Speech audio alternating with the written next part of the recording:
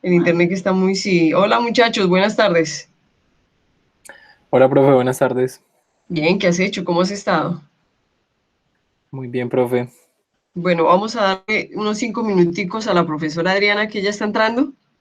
Lo que pasa es que hemos tenido problemas de internet todo el día, porque no sé si ustedes saben que están haciendo unos arreglos, les dio por ahora en cuarentena ponerse a hacer arreglos.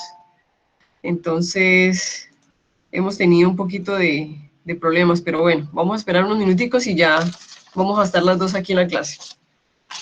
Chicos, yo voy a grabar la clase para que ustedes... Ah, alguien la está grabando ya. ¿Alguien la puso a grabar? Algunos de los que... Profe, sí parece, y queda en su Drive. Pues cualquiera que grabe le queda a usted grabado en la unidad de Drive. Uy, pero ¿quién fue la que puso a grabar? O sea, ¿quién puso a grabar?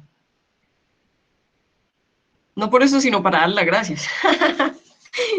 No me molesta, muchachos, al contrario, gracias. Bueno, muy bien.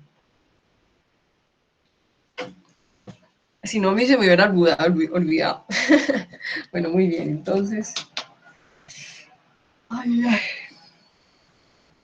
Chicos, yo quiero contarles algo. Quiero que ahorita que estemos con la profesora Adriana, o si la profesora Adriana ya está, que nos está escuchando, quiero que la profesora va a hacer una clase, pues, de recorderis, de un tema que le hace falta, un tema pequeñito que les hace falta con ustedes, más ella va a volver a dar una parte de los temas, que fue la que ustedes pidieron poder reforzar, y quiero que valoren si con lo que la profesora les va a enseñar es suficiente, porque es posible que la profesora nos pueda colaborar el otro jueves también, pero solamente lo vamos a hacer si ustedes lo valoran así, ¿ok?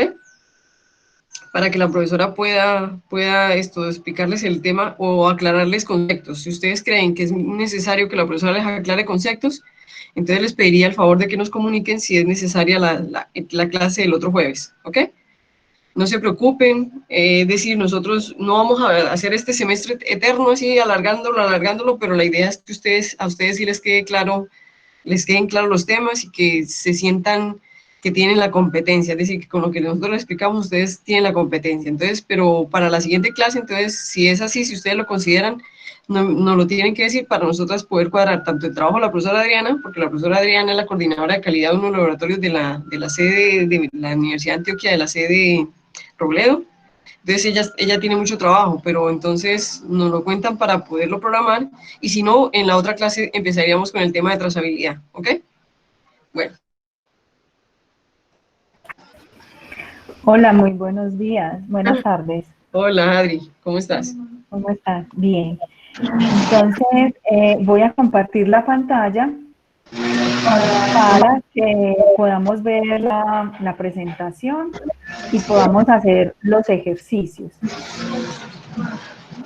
Voy a hablar lento para que pueda llegar como la información a medida que se va mostrando los ejemplos. ¿Sí? Voy a hacer acá, entonces, a recordar, porque uno de los temas que dijeron que necesitan que les aclare es acerca de las pruebas de hipótesis. Sí, bueno, créanme que abrí el archivo que no era.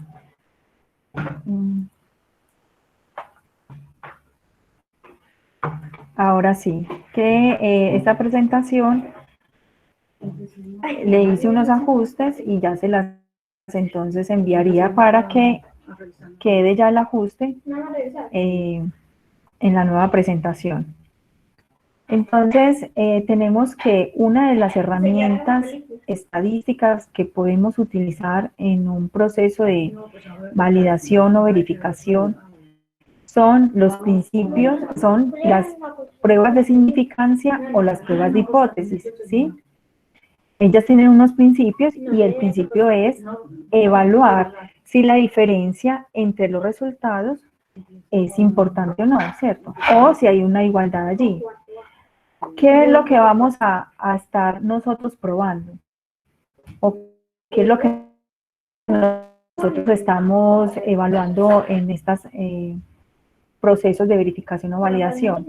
Entonces tenemos que para la veracidad, lo que estamos trabajando es un valor medido y un valor esperado, ¿cierto? Estamos mirando si entre ese valor medido que nosotros estamos realizando en nuestros ensayos y con esos resultados que estamos obteniendo en cada uno de los experimentos que estamos realizando, si esos resultados son o tienen una similitud, donde evaluamos si hay diferencias entre los resultados de una media, de un número de repeticiones y un valor esperado, entonces trabajamos con el T-de-Student. Recordemos que el T-de-Student entonces lo que va a verificar son diferencias entre medias. Ahora, cuando estamos hablando de dos conjuntos de datos, estamos hablando de la precisión, ¿sí? Vamos a evaluar en la precisión entonces diferencias de la varianza. Si hay diferencias entre las varianzas de esos dos conjuntos de datos. ¿Qué es lo que vamos a utilizar allí? Entonces es la prueba F de Fisher.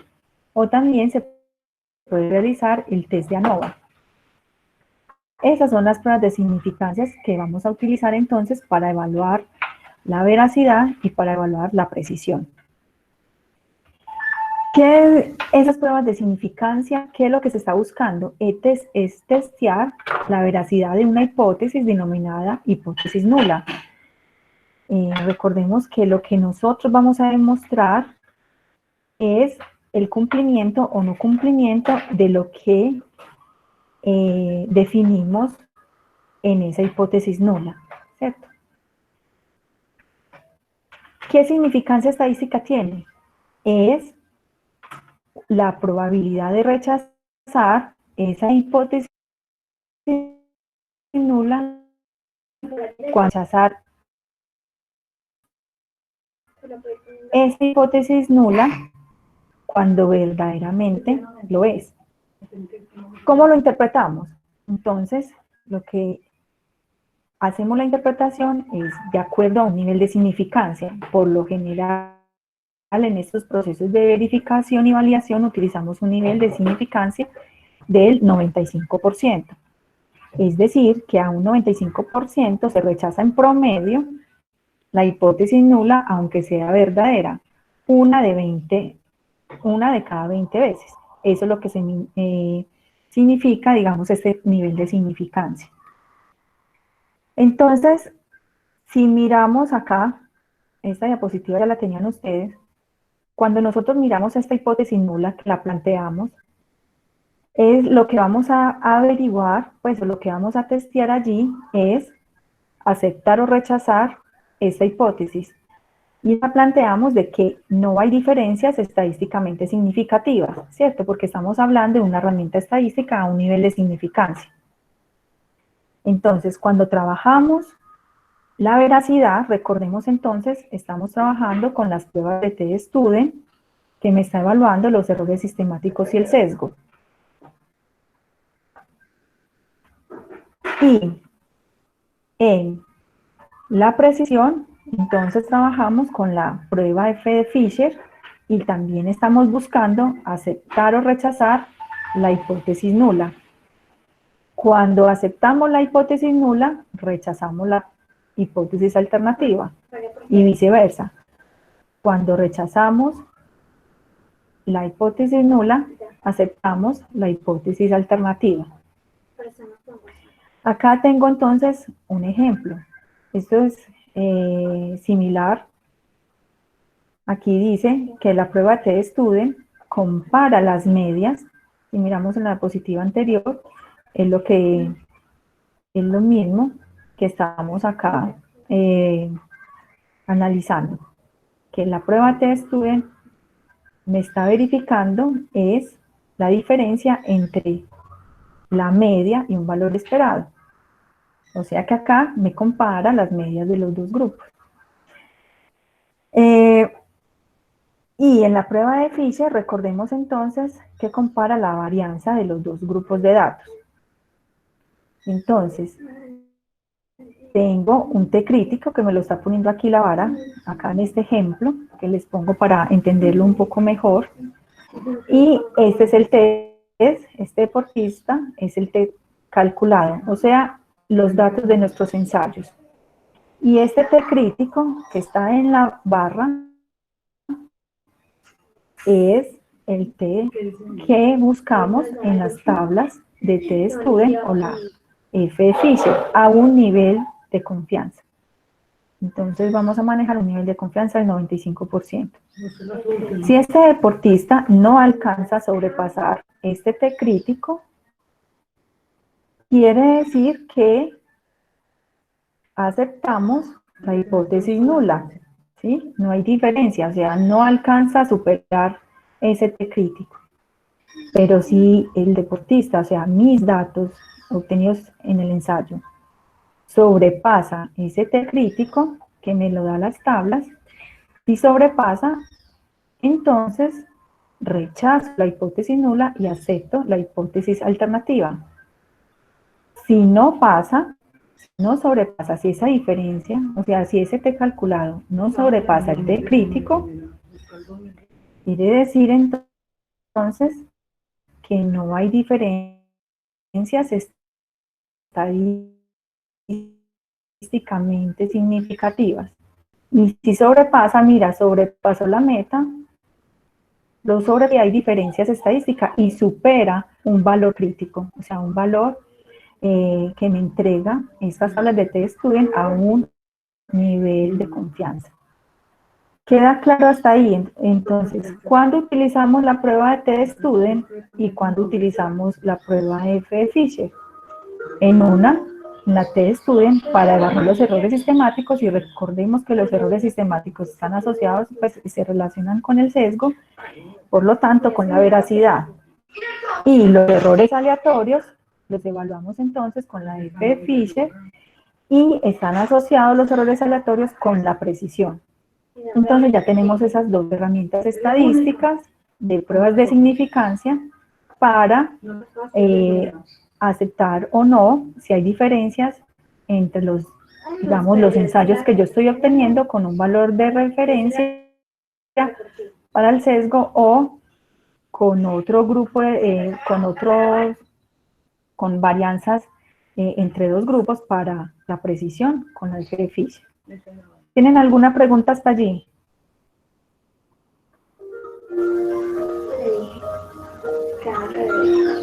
¿Sí me están escuchando?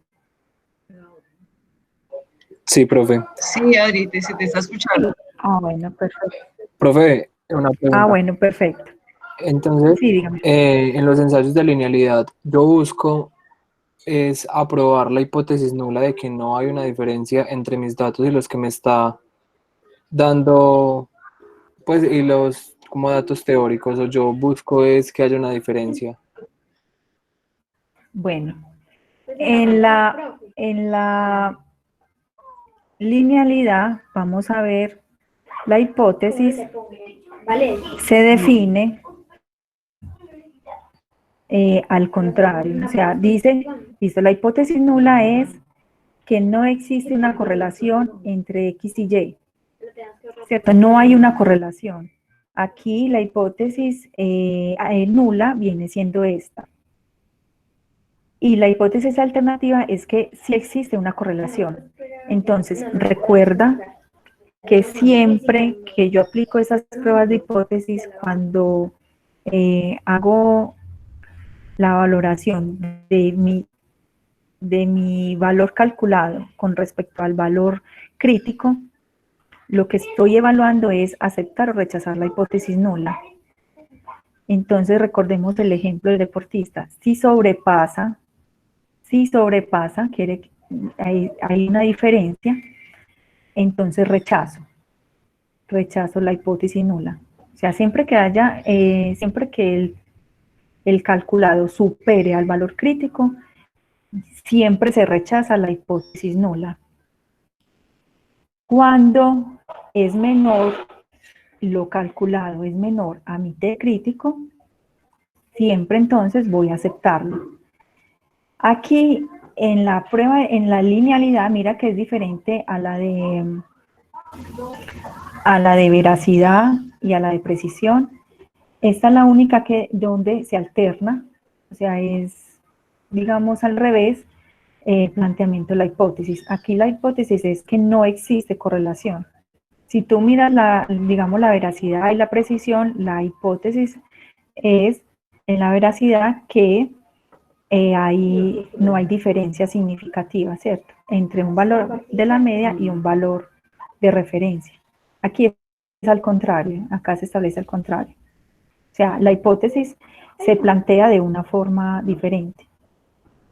Pero el fundamento siempre va a ser el mismo para aceptar o rechazar la hipótesis nula.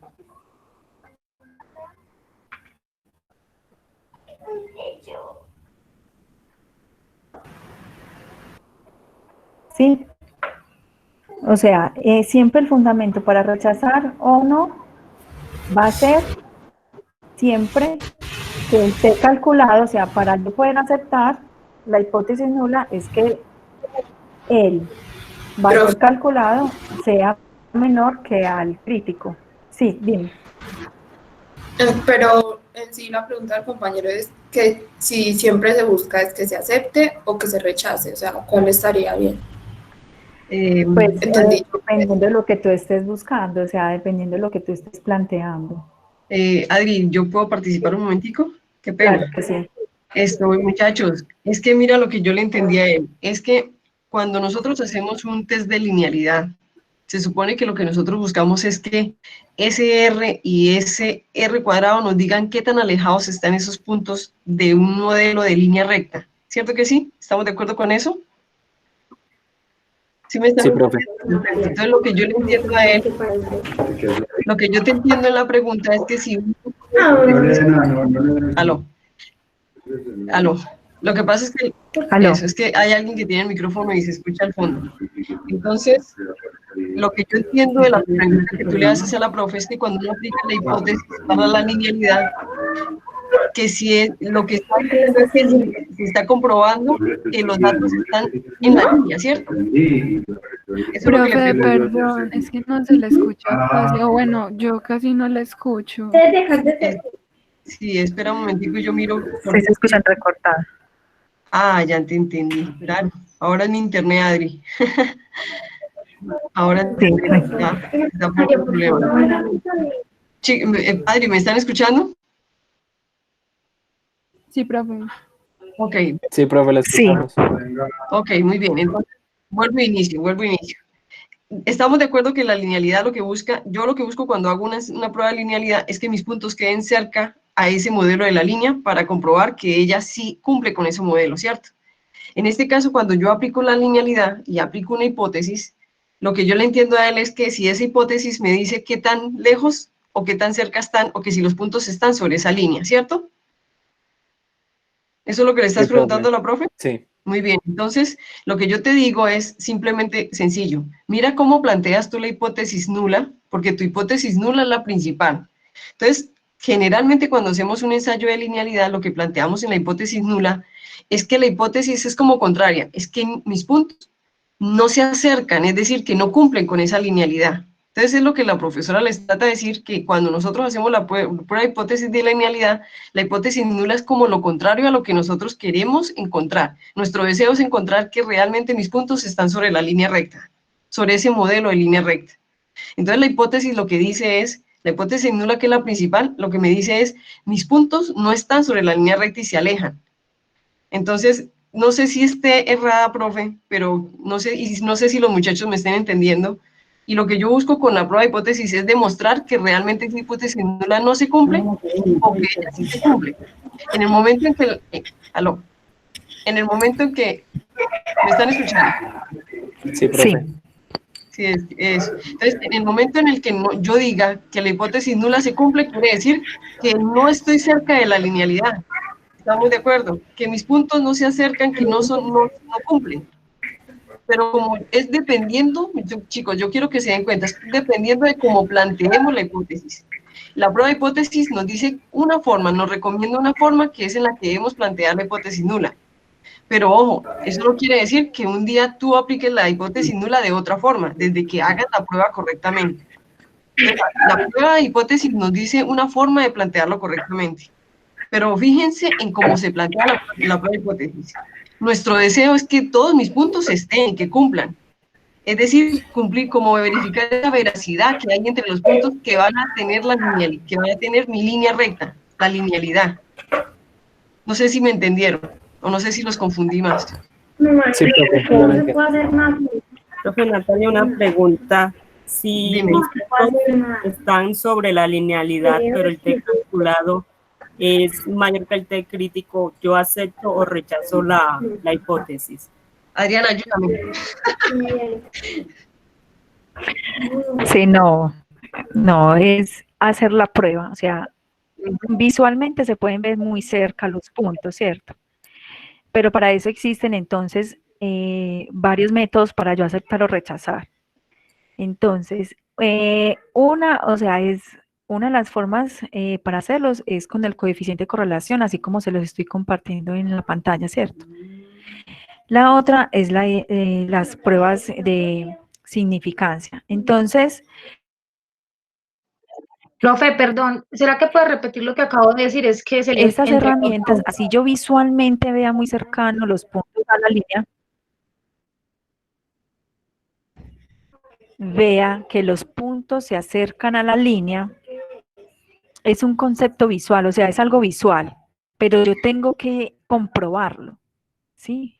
Para comprobarlo, entonces tengo estas dos metodologías, una que es el coeficiente de correlación y otra es la prueba de hipótesis. Entonces, si yo aplico la prueba de hipótesis y calculamos el T, calculamos el valor estimado de T-student, ¿cierto? A partir del coeficiente de correlación, en este caso para la linealidad, y lo comparamos con un T crítico, si aceptamos o rechazamos la hipótesis nula, es la que nos va a definir si realmente los ensayos que se realizaron o si realmente esa linealidad es aceptada o no. O sea, yo visualmente sí puedo verlo. Y yo digo, sí, es muy lineal, pero yo no me puedo quedar solamente con algo visual. Tengo que comprobarlo. Eso es, tú puedes decir, en un accidente y te chocaste, tú puedes ver a la persona que provocó el accidente, podía estar bajo los efectos de embriaguez, y tú lo viste borracho, y tú veías que él se tambaleaba y todo, visualmente lo estás viendo, pero tú cómo compruebas ante un juez que realmente él estaba bajo los efectos del alcohol o de las drogas. Tienes que hacerle la prueba, es lo mismo aquí. O sea, tú puedes verlo visualmente, pero tienes que hacer pruebas para demostrarlo estadísticamente de que realmente hay una linealidad o no. Y así pasa con todos los parámetros de desempeño. Hay que demostrarlo.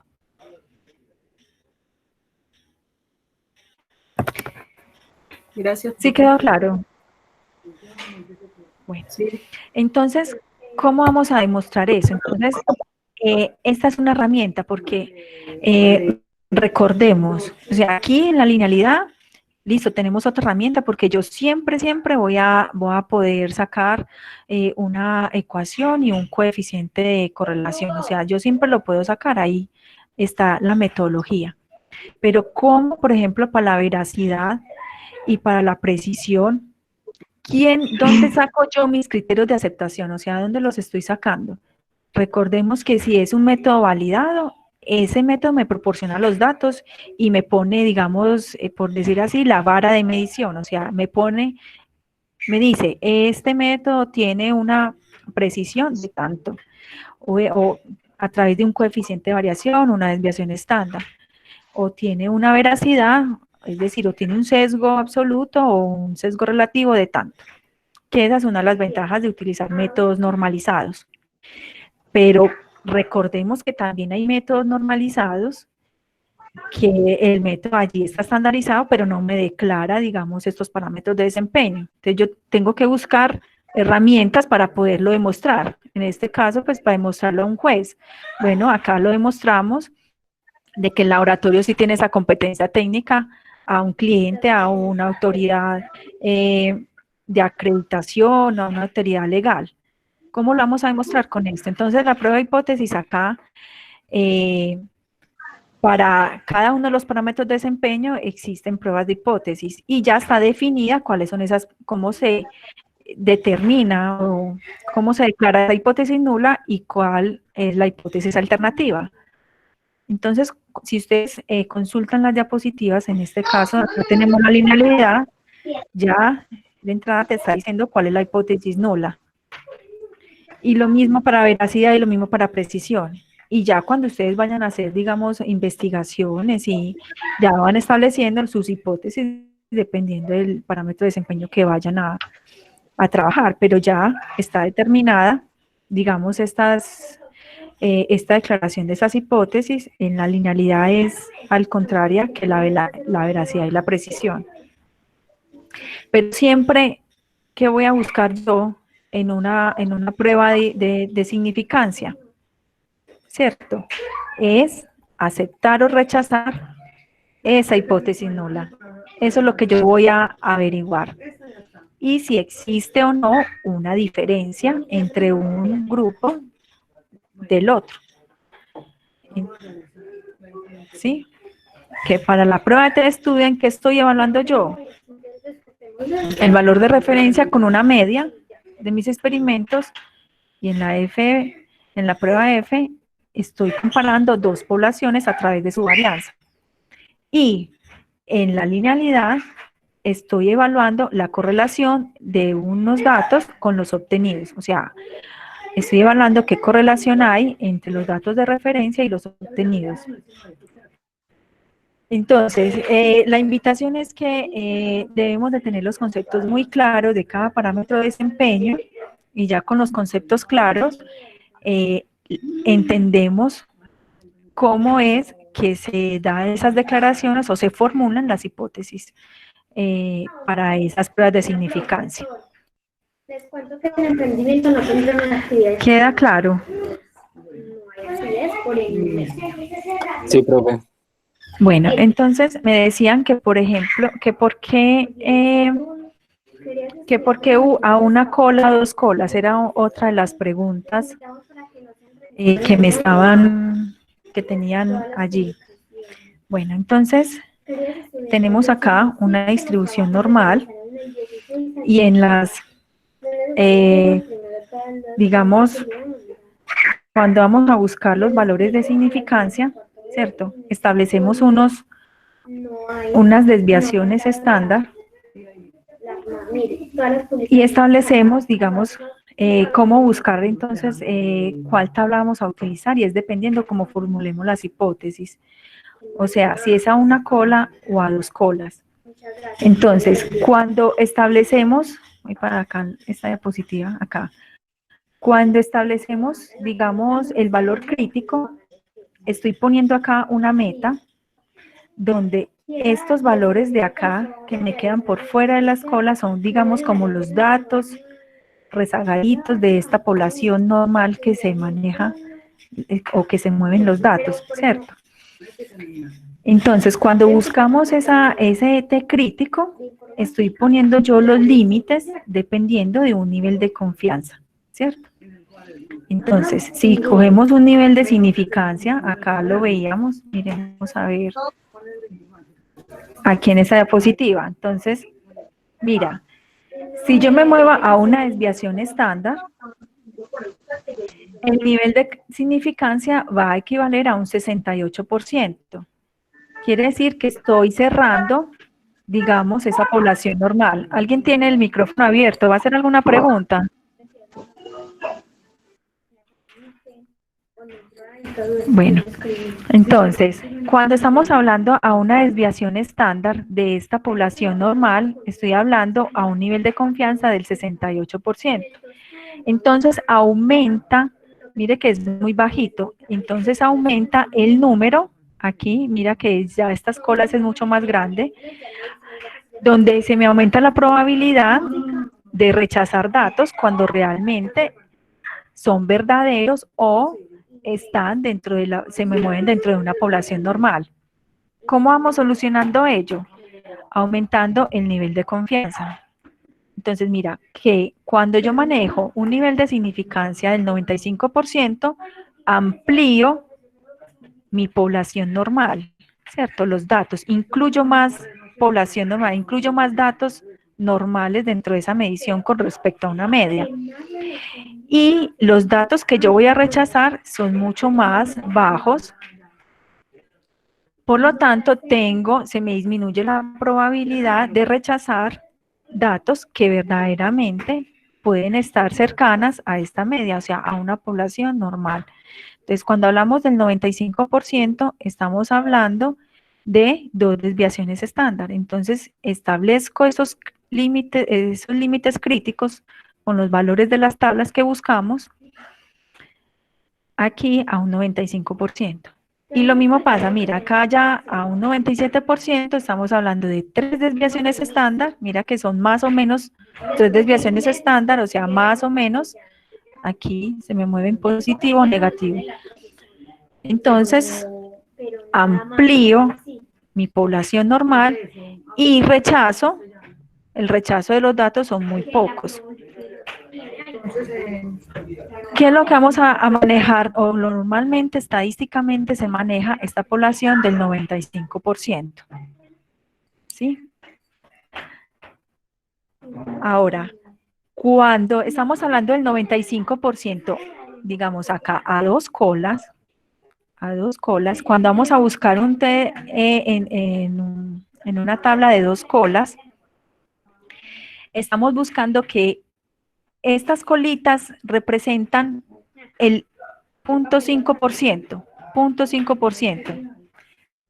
Cuando yo me manejo a estas 2 colas, yo tengo que dividir ese 0.5% en 2, ¿cierto? Porque la sumatoria que hay aquí, o sea, la sumatoria de estos datos de aquí, esta probabilidad, la sumatoria de la probabilidad de aquí más la de aquí es el 5%. Entonces, cuando yo miro aquí a 2 colas, este me equivale a 2.5% y este a 2.5%. Entonces, porque se me distribuye, digamos, esa probabilidad del 5%, que le falta este 95%, se me distribuye en estas 2 colas.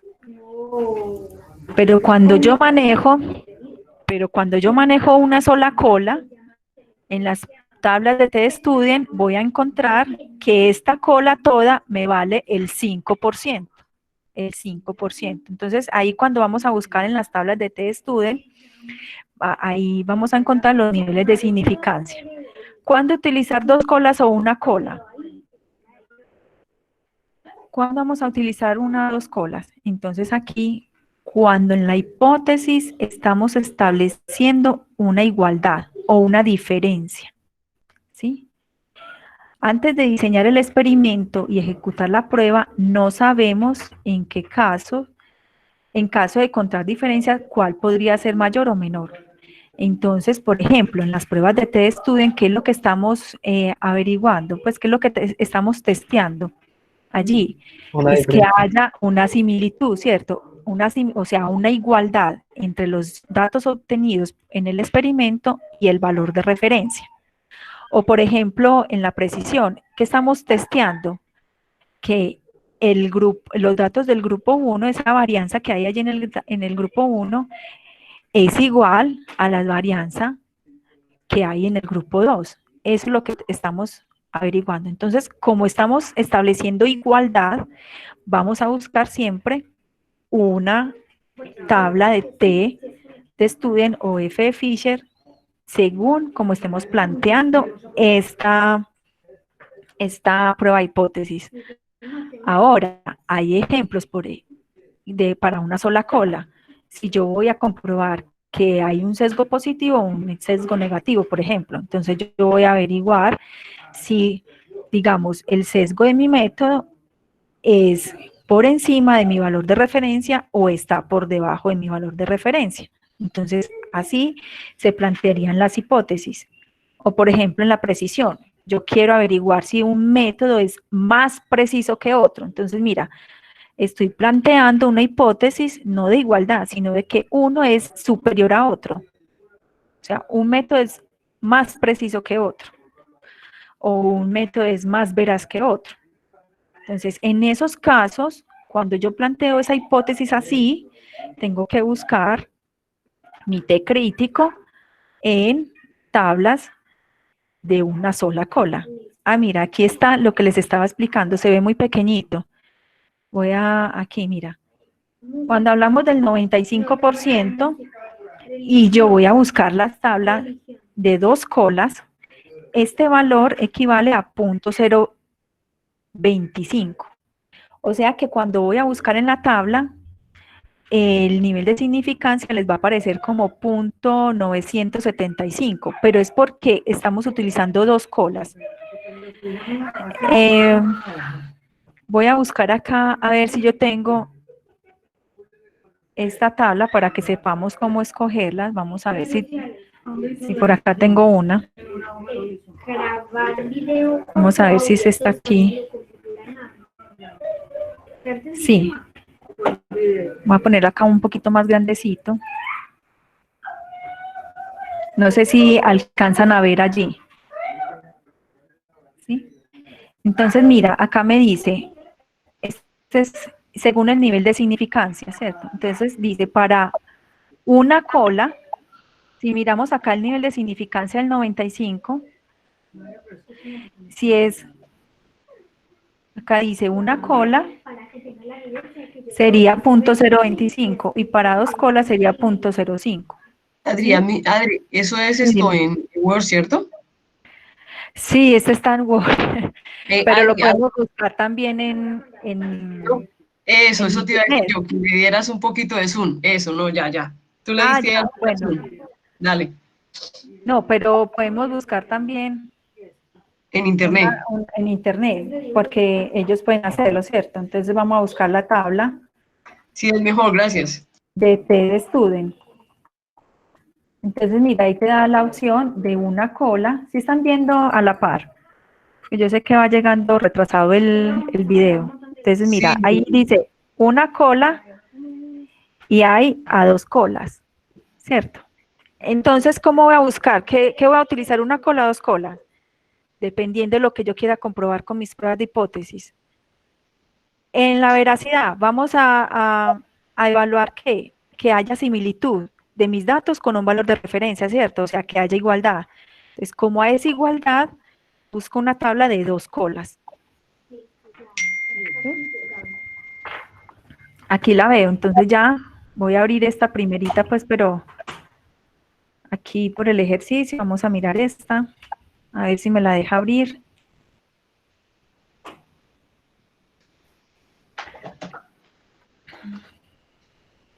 Pero va quedando claro cuándo utilizar entonces tablas de dos colas y una cola. No, profe, ¿podría repetir esa parte? No me quedó bien claro. Bueno, entonces espérame. O sea, ¿quién nos va a definir si utilizamos una o dos colas? Nos la va a definir el planteamiento de la hipótesis. Esta no me dio aquí. A ver, busquemos esta. Aquí dos colas. Entonces, dependiendo del planteamiento de la hipótesis. Si yo, mientras que carga, me devuelvo acá un poquito. Recordemos que en las hipótesis yo voy a demostrar la hipótesis nula o la hipótesis nula, aceptar o rechazar. Y yo la formulo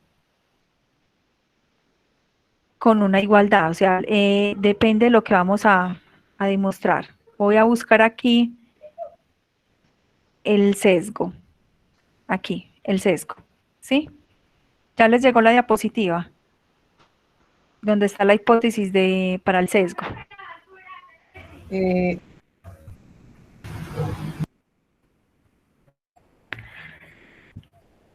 Bueno, ahí tenemos entonces la diapositiva donde ya se me está dando el planteamiento de las hipótesis. Adri, yo no la estoy viendo. ¿Los muchachos la están viendo?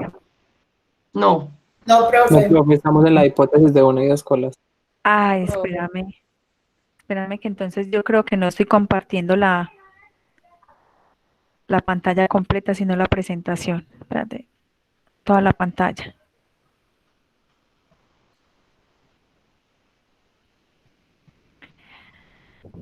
Ahora sí, profe, ahí ya sí, ahora sí.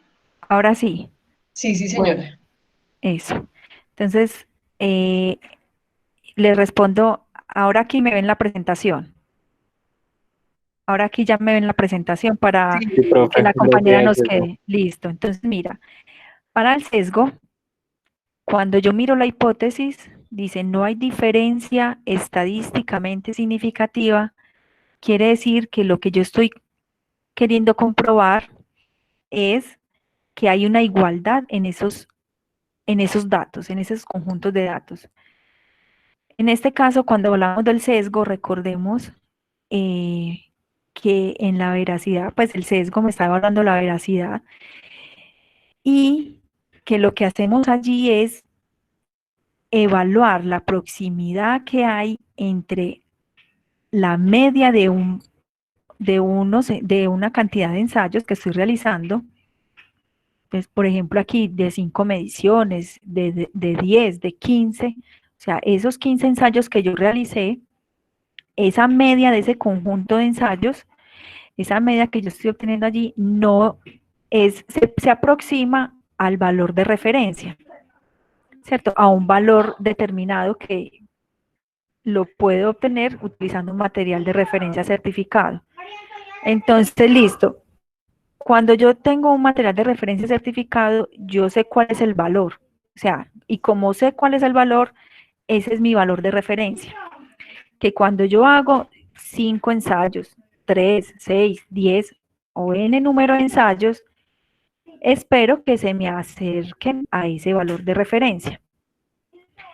En ese sesgo, yo, como tengo un conjunto de datos de varios ensayos, saco una media, ¿sí? Lo que yo voy a verificar con el sesgo es que esa media de esos datos sea igual o no haya una diferencia significativamente grande, o sea, a el valor de referencia. Entonces, cuando yo estoy diciendo que no hay diferencia, estoy hablando como de una igualdad, ¿cierto? Cuando hablo de igualdad, entonces me estoy yendo para acá, vamos a ver aquí, ¿cierto? Que sea iguales, o sea, que haya, se me acerque a ese valor esperado. ¿Cómo lo vamos? Bueno, entonces, en primera parte, ahí es donde yo defino mi prueba hipótesis. Entonces, cuando son igualdades, utilizo dos colas. Dos colas. O yo puedo decir, o yo puedo plantear la hipótesis nula que un método es más veraz que otro, o tiene un sesgo mayor que otro. Entonces, mira, cuando yo digo mayor que otro, es más que otro, es superior que otro, o sea, que no hay una igualdad, sino que hay una superioridad o una inferioridad, utilizo tablas de una sola cola. ¿Sí? ¿Te quedó claro? La persona que Sí, estaba profe. preguntando si estaba... Gracias. Sí, Sí, profe. bueno. Entonces, aquí mira, te dice a dos colas. Mira, acá te está poniendo el ejemplo, dos colas. Quiere decir que ese alfa, si estamos manejando, depende del nivel de significancia. Entonces, si yo estoy manejando un nivel de significancia del 95, ¿a cuánto me equivale el alfa? El alfa me equivale a un 5%, ¿cierto? Pero resulta que ese 5% en una tabla de dos colas, yo tengo que repartirlo entre esta cola y esta cola. Entonces, por eso me dice alfa medios. O sea que alfa va a equivaler a 0.25. Porque 0.25 más 0.25 es 0.5. O sea, ese 0.5 que yo estoy buscando de ese restante de ese 95% que, del nivel de significancia. Entonces ya me ubico aquí en los niveles de significancia. Entonces, mira, acá no me está trayendo si es 95, 98, no, me traes el valor de la cola. Entonces tenemos que 0.5 dividido 2 es 2.25, ¿cierto? Pues como estamos hablando de porcentaje, entonces es 0.025, o sea, me ubico aquí. Y aquí, dependiendo de los números de ensayos, o sea, grados de libertad menos 1, en este caso para la veracidad, porque para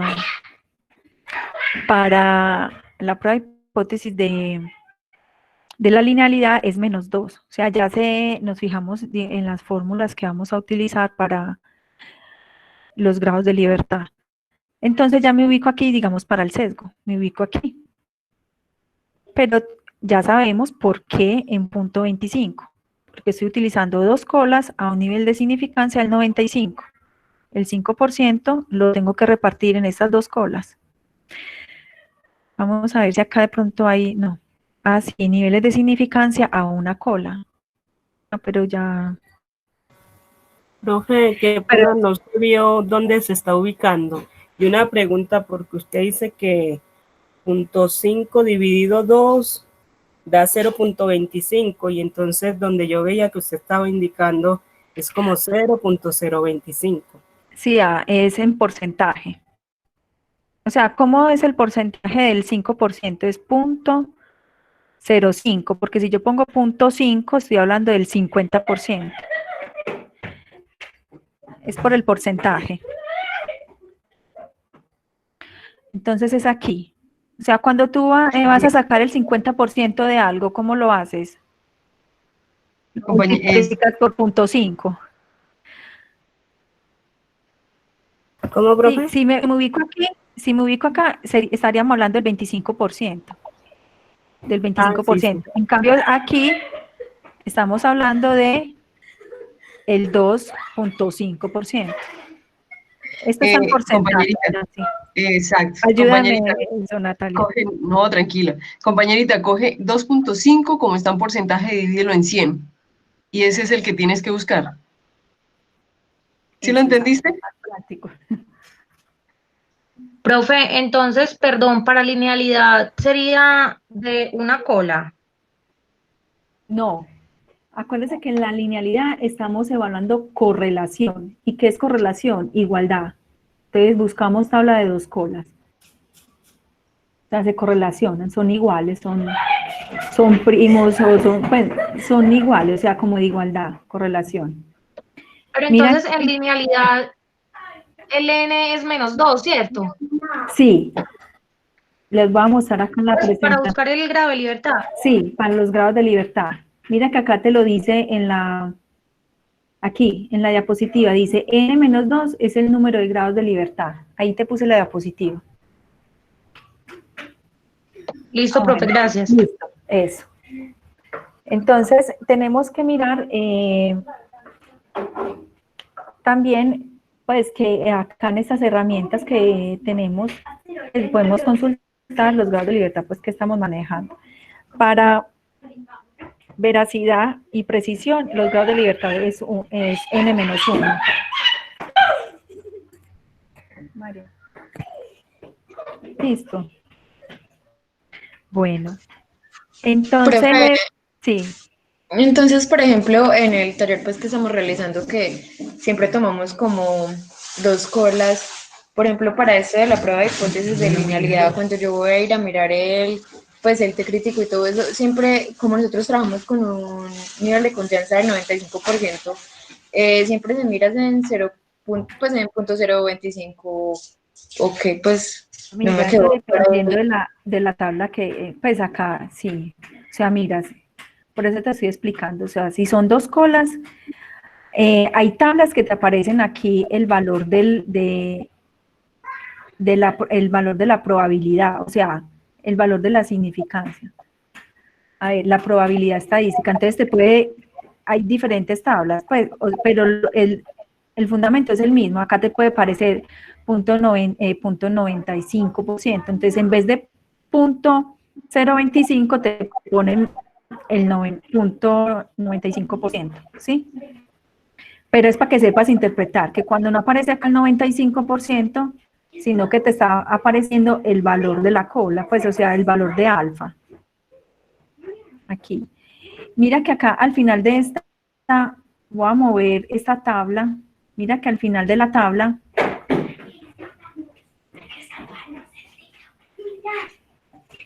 aquí te están poniendo, a ver, yo veo,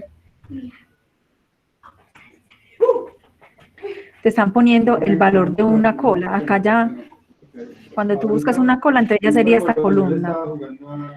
Pero bueno, esta no tiene la que yo pretendía pues como mostrarles así que diga 95.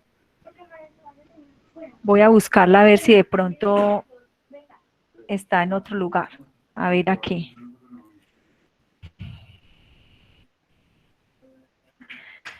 Bueno, pero es interpretada. Mira, mira por ejemplo esta que te estoy mostrando aquí.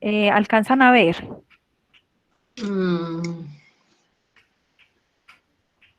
Sí, profe. Bueno, aquí te traen ya de una vez el valor.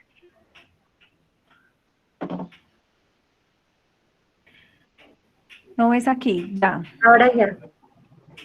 Sí.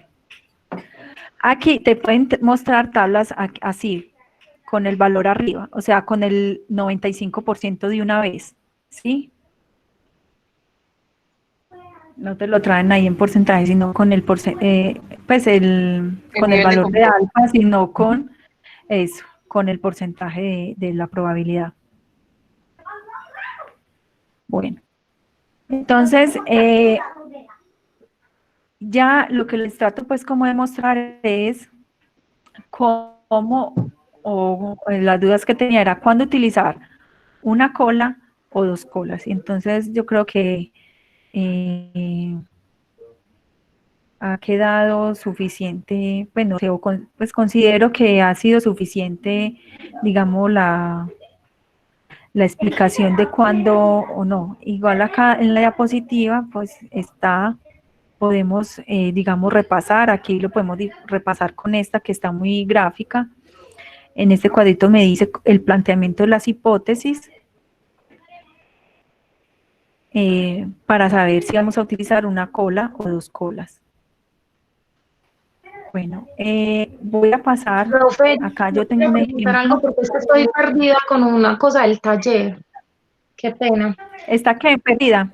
Estoy perdida con algo del taller, sí, quisiera preguntarle. Lo que pasa es que, pues yo me pongo a ver la diapositiva de la correlación y a mí, por ejemplo, la prueba de Miller me da mi calculado mayor que el crítico, ¿cierto?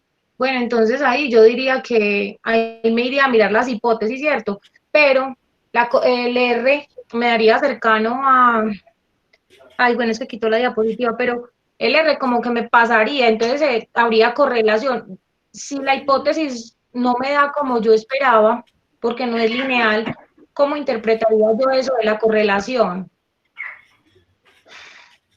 No, vuélveme a repetir la pregunta que no te entendí. Mira, en Miller a mí me da mi T calculado mayor que el T crítico, ¿cierto? Sí, entonces, o sea que, es que no veo la diapositiva. O sea que sí, que te dio mayor. Estamos Sí, hablando me de la dio mayor, ¿cierto? linealidad. Entonces, sí, profe. Entonces yo Entonces, iría a miremos mirar la pues lo de las hipótesis. hipótesis para ver si...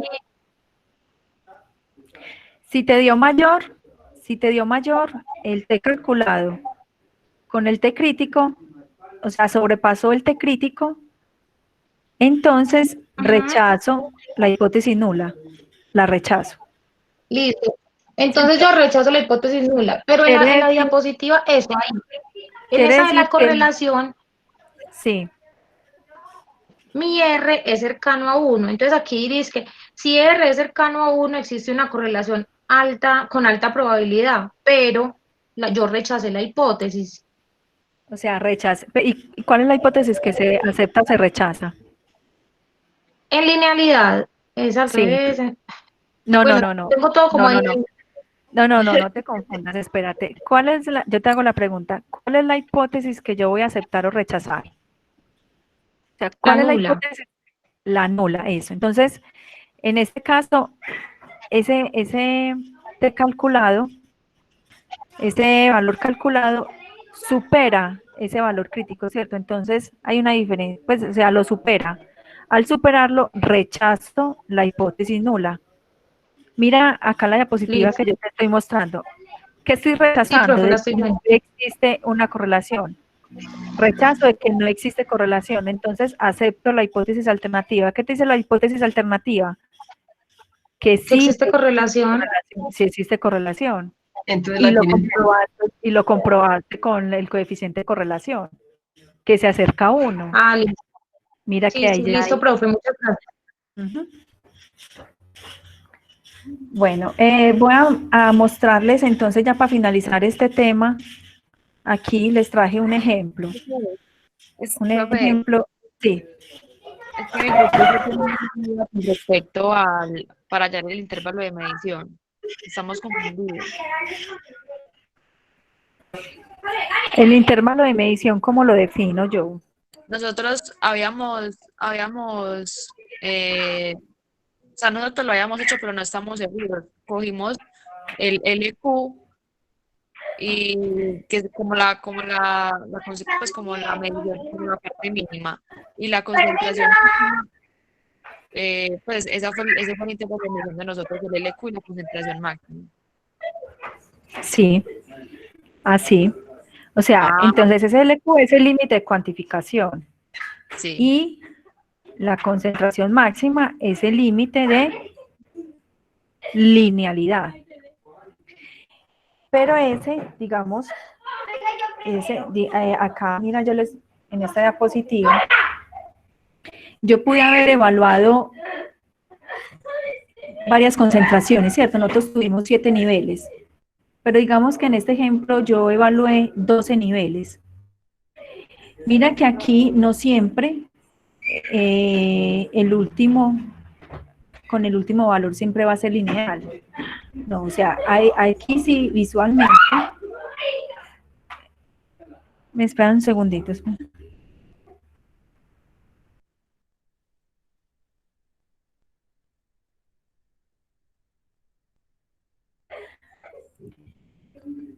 Ya. Bueno, entonces, mira, aquí, en esta, visualmente cuando ustedes hacen la gráfica, ¿cierto? Yo puedo evaluar hasta dónde puede ir la linealidad, ¿cierto? Con el comportamiento de esos datos. Mira que a partir de esta concentración, aquí, todo es lineal, ¿sí? Acá lo estoy mirando. Recordemos que esa linealidad yo la tengo que comprobar con herramientas estadísticas ante un juez, digámoslo así.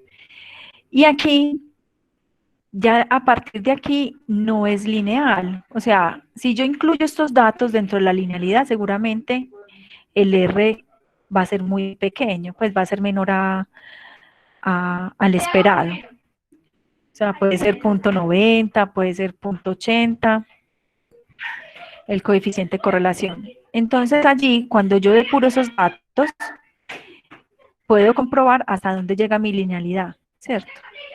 Y ahí ya establezco mi límite de linealidad. Entonces no siempre es que sea la última concentración que yo evalué. O sea, la última concentración que me dio lineal, o sea, que aprobé la linealidad en ese número de ensayos, ¿cierto? Por eso si ustedes, digamos, en el ejercicio obtienen que no fue lineal, ustedes pueden hacer una depuración de ese dato, que fue una de las preguntas que me realizaron el lunes, y pueden volver a calcular, pues como hacer todo este trabajo, a definir pues como la linealidad y a comprobarla, excluyendo, digamos, ese dato que no estoy teniendo variación, o sea, la señal allí ya es la misma siempre, o sea, quiere decir que el método se saturó. Por más que yo aumente en la concentración, siempre voy a tener el mismo resultado, ya digamos, lo que esté pasando allí químicamente, biológicamente, no me va a cuantificar más, o sea, ya no se me satura la reacción. Profe,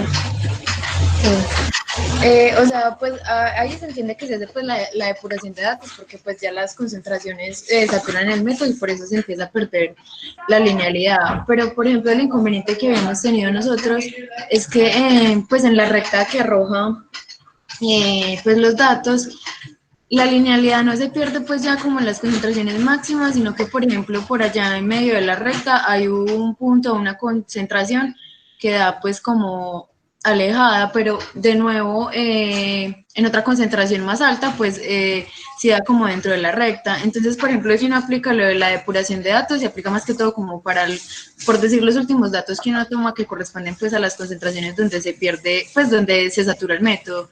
Pero entonces, Sí. por ejemplo, en ese caso que yo observo que realmente la linealidad se está perdiendo, es como, probablemente como yo le llamaría como un error aleatorio o algo así, o un error grosero, uno como, o qué Eso criterio toma sería, o uno sea, depura ese dato.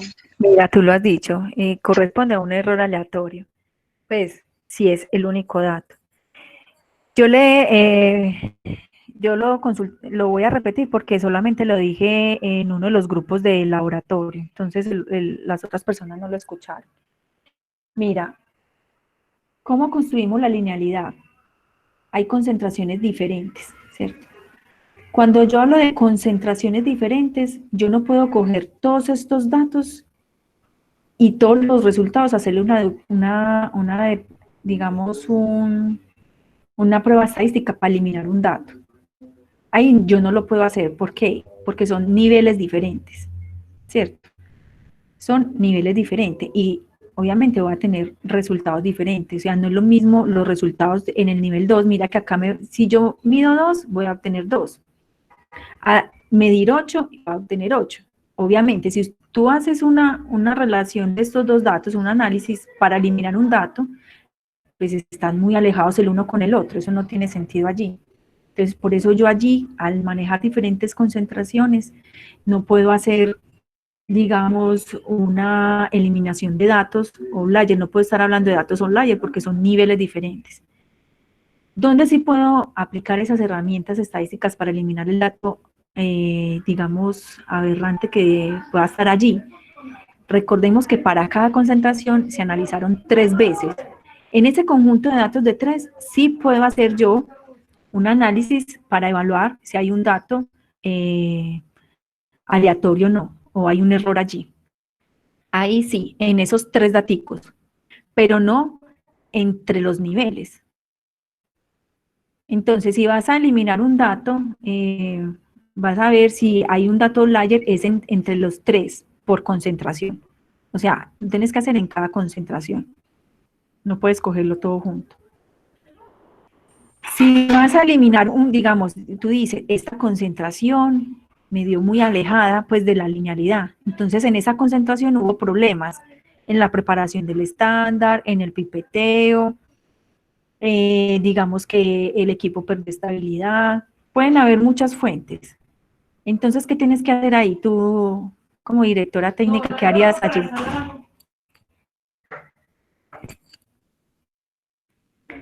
Tú como directora técnica, digamos, volverías a hacer todo el ensayo. Si yo estoy utilizando un valor de referencia y estoy utilizando una ampollita que vale mucha plata para el laboratorio, ¿volvería a repetir todos los niveles?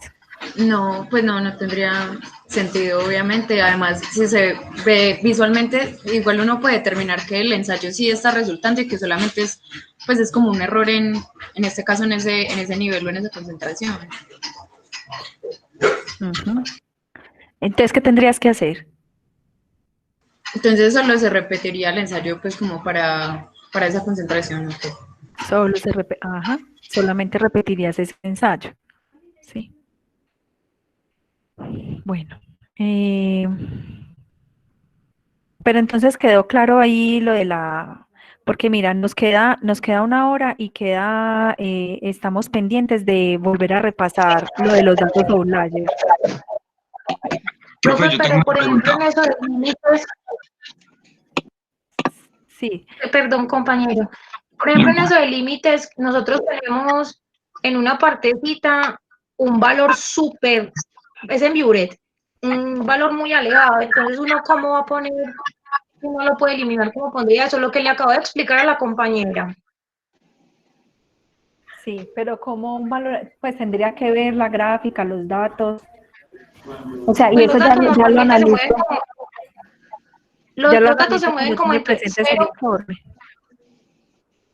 Sí, Sí, por dime. eso, pero es que nosotros tenemos pues también que aprender a hacerlo. Entonces, los datos se mueven como entre 0,0019, 0,0020, 21, ¿cierto? Y hay un dato que es 0,0210, súper alejado. Sí, Entonces, ¿ahí qué? por eso, pero ¿es la media de los tres datos o es uno de los tres datos de un nivel? Uno de sí, uno de los valores. Uno de los tres datos ¿de qué nivel es? ¿De qué concentración es?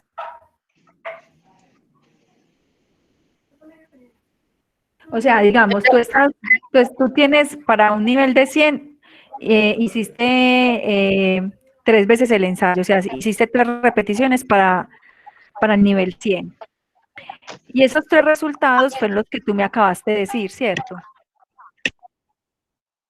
Entonces, Profe, lo que pasa es que están del 1 al 20, ¿cierto?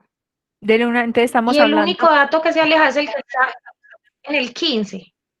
entonces si estamos hablando del 1 al 20, estamos hablando de el blanco, sí, límite lineal, perdón, para hacer los límites de cuantificación. Sí, para los límites. Entonces lo tenés que Y eliminar solamente usando, ese valor sale. exacto. Entonces, ¿cómo eliminas ese valor?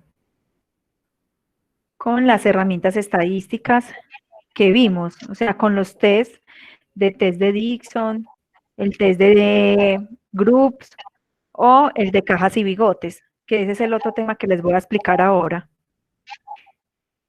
O sea, ese no lo puedes Ah, ok, eliminar, listo, profe, ese sí no lo gracias. puedes eliminar así porque estamos hablando de una serie de mediciones de una misma concentración. O sea, pertenece a un conjunto de datos. En cambio, lo que yo les explicaba ahora de la linealidad son diferentes concentraciones las que estás analizando ahí. Entonces, claro, si tú coges todos esos datos de esas diferentes concentraciones, obviamente te van a dar datos por fuera, porque no lo estás mirando como se debería, o sea, lo estás mirando como un conjunto de datos, pero difieren en concentración, o sea, difieren en el nivel de concentración. Entonces, obviamente, como hay diferentes concentraciones, son diferentes señales que se van a obtener y por lo tanto, allí, entonces, si yo aplico esas herramientas para eliminar un dato, yo no lo puedo hacer, yo no puedo eliminar los datos así, porque estamos hablando de diferentes concentraciones. En cambio, aquí estamos hablando de una misma concentración, que es 0, ¿cierto? O sea, no tiene ninguna concentración, no tiene concentración del analito, o sea, es 0. Es como es un mismo conjunto de datos para una sola concentración, en ese conjunto de datos, ahí sí puedo hacer, aplicar estas herramientas o estos test para eliminar un dato aberrante. Los que yo decía, o sea, una señal a una concentración de 2 es muy diferente a una señal de concentración de 10. Obviamente, las señales o los resultados que yo voy a tener van a estar muy alejados, obviamente porque son diferentes niveles. Entonces ahí no puedo estar hablando de datos outlier, porque son diferentes concentraciones, diferente a lo que tú tienes ahí, los datos que estás analizando, que es una sola concentración. Bueno, entonces yo creo que ya queda claro. Profe, mi pregunta. ¿Cierto? Sí, dime. Nosotros teníamos pues una curva en la que también un dato se salía. Al nosotros eliminar este dato, el R cuadrado nos dio 1. Ahí ya no hacemos prueba de hipótesis. Sí, vamos a hacer la prehipótesis porque Prueba de, para pues con ejercitar el T calculado. todas las herramientas. ¿Cómo? Porque es la prueba pues con el T calculado, porque es que si es 1, raíz cuadrada de 1 menos 1 al cuadrado, eso me da 0 y no me permite pues no se puede dividir por 0, entonces ahí no sabemos qué hacer. Ya es como por la fórmula. Sí. A ver, yo me devuelvo acá un poquitico. Así, 1 menos 1, 0 y raíz de eso daría 0. Entonces, bueno, sí, ahí sí no nos da el TR, o sea, ahí sería 0. Eso sería... Disculpe, ¿qué grupo es? 8. 8, ok, tranquilo. Profe, qué pena ahí interrumpir. Sí. A nosotros nos había pasado lo mismo y pasa es que Drive aproxima mucho los decimales, entonces hay que correr las comitas y eso puede dar 0,9958 y ahí sí les da. Entonces, Hyber si quiere, mira si corriendo los decimales ya no le da 1. No, es que todas las demás tienen 4 decimales y esa da 1, pues perfecto. Sí, Da en ese 1 da perfecto. 1, porque yo lo había hecho también en otro software, igual daba 1. El de, pues creo que es el de glucosa por GOTPAD pues en la concentración de 400, que eliminando ese, los otros datos Sí. dan una correlación perfecta. Sí, y ahí el T pues calculado, pues cualquier cifra dividido por 0, eso no, eso no da, no, entonces en ese caso solamente lo dejaríamos entonces con el coeficiente de correlación. Profe, a mí me queda pues como bueno. para hacer la claridad. Entonces, en ese caso de la situación que plantea el compañero, que nosotros también la tenemos en el taller, que es que un valor intermedio está por fuera de la recta y si no tomamos en cuenta ese valor nos da una correlación muy buena que nos permite pues como aprobar la hipótesis. ¿Eliminamos el valor únicamente o damos la recomendación de que se repita el ensayo solo para ese valor? Eso está dentro de las conclusiones. O sea, yo ya lo expliqué, entonces ya quedan, o sea, ya queda en manos de ustedes el análisis de esos datos. O sea, pónganse en la posición, ustedes están solos en el laboratorio, son los directores técnicos. ¿Aprueban, rechazan o qué hacen? Y si rechazan, pues cuáles son las causas, cómo lo mejoran para, si deciden repetir el ensayo, entonces identifiquen causas para que cuando lo vayan a repetir no vuelvan a, digamos, a caer en lo mismo. O sea, ya ustedes como, eso hace parte del análisis digamos, de estos laboratorios.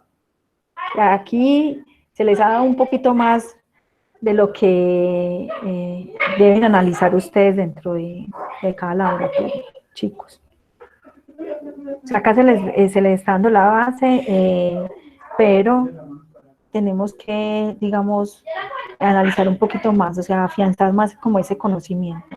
Entonces, la posición es, ustedes están solos en el laboratorio, son los analistas, son los responsables de aceptar o rechazar. Digamos que están trabajando para una industria donde el gerente no sabe nada, él sabe de ventas, sabe de temas organizacionales, pero el laboratorio no sabe nada. Para eso los contrataron a ustedes, entonces, ¿van a aceptar o van a rechazar ese método para ofrecer el servicio, o para liberar un lote de producción, o para exportar? O sea, ¿qué van a hacer, muchachos? Si obtienen esos datos, entonces, ¿qué hacemos? Analicemos cuál es el concepto, qué es lo que yo estoy queriendo demostrar, qué me dice a mí cada herramienta que estoy aplicando, qué significa una desviación, qué significa una variación, qué quiere decir el sesgo, por cuáles son las posibles fuentes. Bueno, si yo me encuentro con este caso, ¿qué pudo haber pasado aquí? Eso, o sea, esa es la invitación, porque listo, está bien, ha quedado un poquito difícil pues no tener, digamos, la práctica o no, pero digamos la práctica, la realización del ensayo, pues ustedes lo van a tener diariamente, simplemente que en una verificación le van a cambiar la muestra. O sea, ya no es una muestra de rutina, sino que es un estándar. Y córralo, o sea, el procedimiento analítico o el experimento siempre va a ser el mismo. Pero el análisis de los datos es el plus que ustedes tienen que dar en estos, en su quehacer, en su profesión. Profe, para la toma de decisiones. Recuerden, toma de decisiones. Sí, digan. Profe, qué pena. Es que yo y una compañera pues de mi grupo tenemos una pregunta. Es que, por ejemplo, teníamos entendido que cuando hay diferentes concentraciones uno no podía depurar así los datos, sino cuando se trata de la misma concentración. Y con lo que preguntaba el compañero, estábamos hablando de la curva de calibración, como si entre esas distintas concentraciones ellos hubieran depurado el dato. Entonces yo no entiendo, por ejemplo, en qué momento se sacan esos valores aberrantes. O sea, ¿se puede hacer entre distintas concentraciones o solamente cuando estamos hablando de las absorbancias del blanco? ¿O qué? Si ahí estoy como perdida. No, mira, acá yo les tenía un ejemplo, ¿cierto? Ese fue uno de los ejemplos que trabajamos en la clase. Entonces, este es mi valor de referencia. ¿Están viendo el Excel? Sí, profe. Sí. Y tienen el valor medido, ¿sí?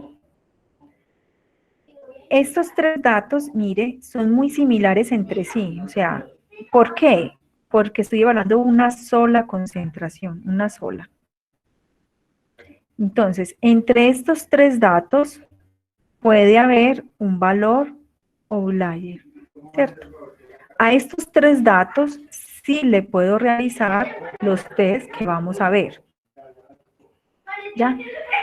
Pero yo no puedo llegar y estos resultados, que son a diferentes concentraciones, hacerles ese dato del valor outlier.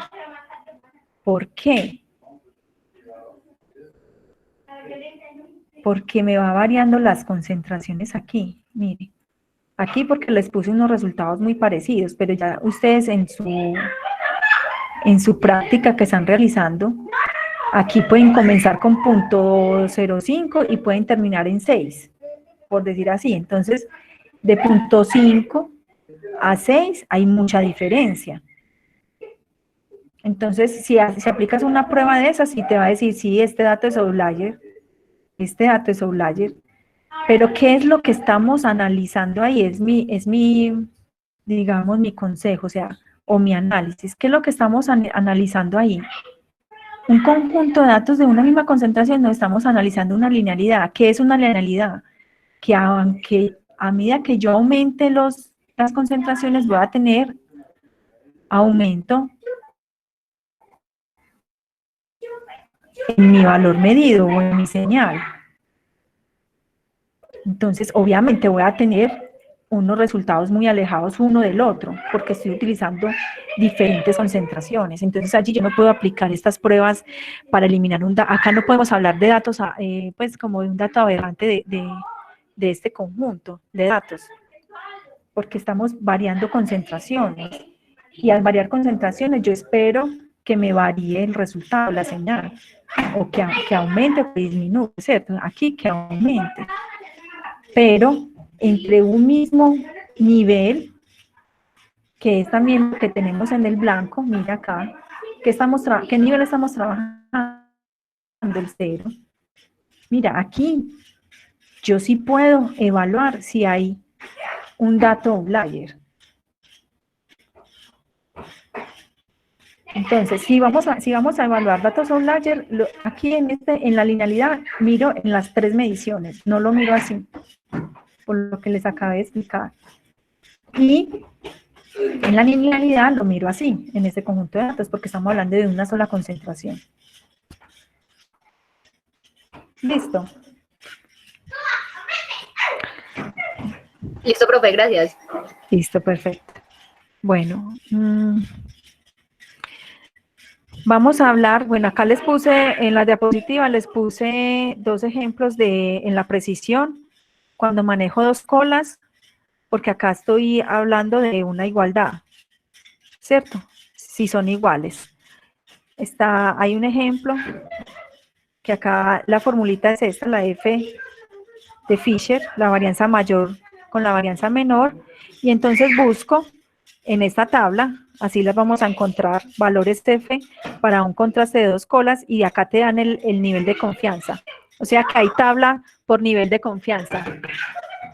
Un segundito.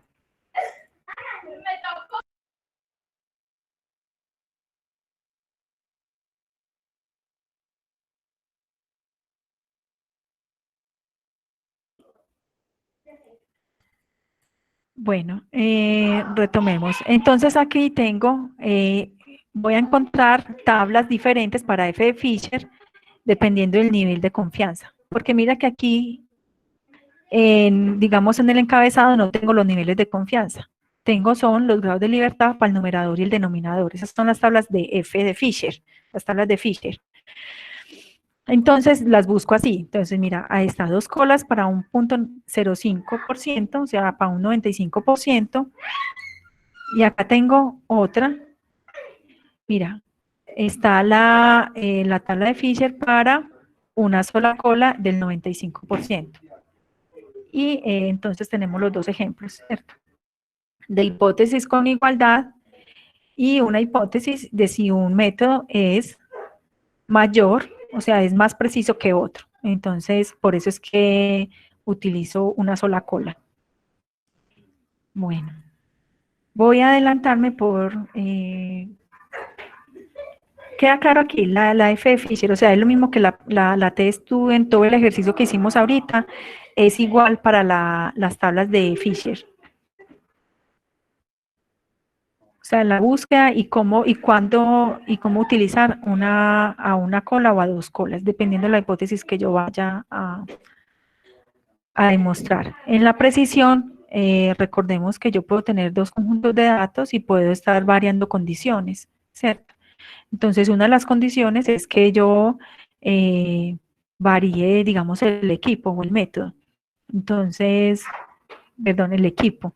Entonces, cuando yo hago variaciones en ese equipo, pues digamos utilizo un equipo de marca tal u otro equipo o otro método, sí, otro método, entonces estoy evaluando si uno es más preciso que el otro.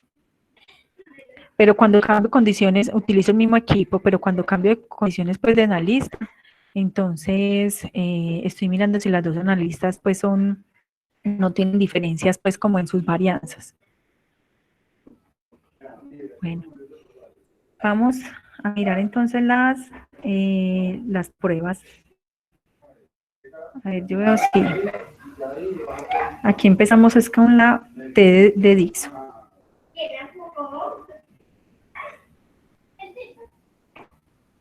Bueno, entonces aquí en las mismas diapositivas están las instrucciones. Voy a abrir donde hicimos los ejemplos. Aquí. ¿Alcanzan a ver o está muy pequeñito?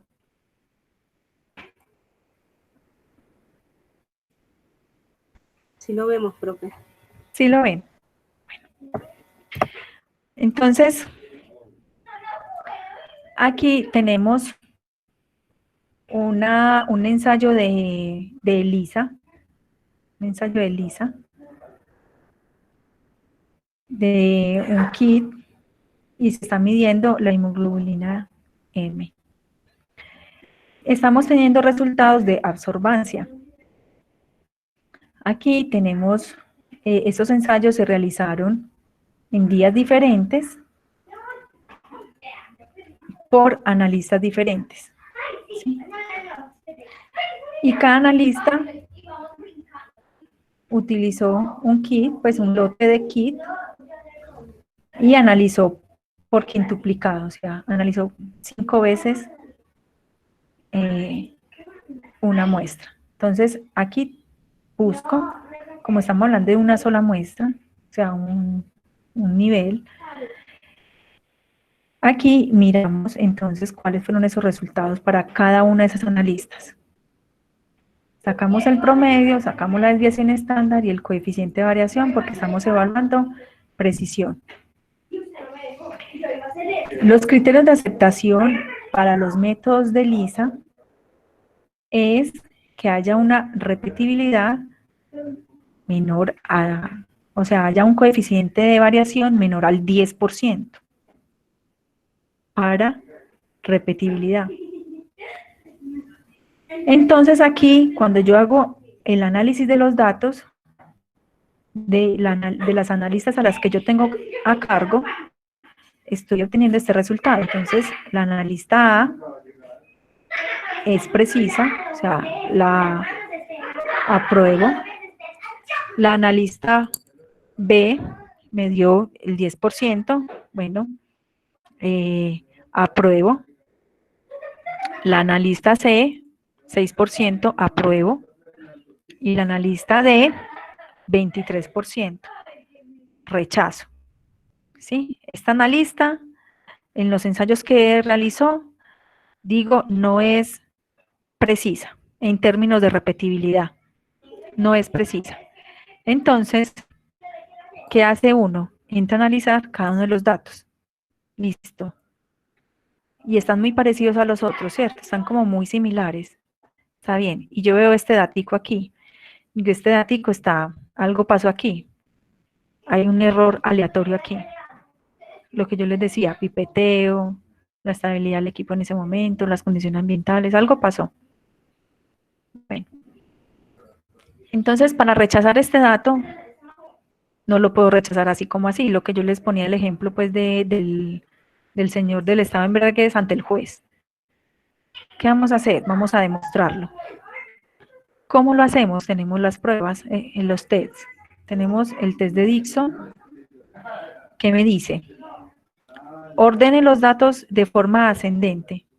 Aquí, estos mismos datos, los organicé yo aquí de forma ascendente, o sea, de menor a mayor.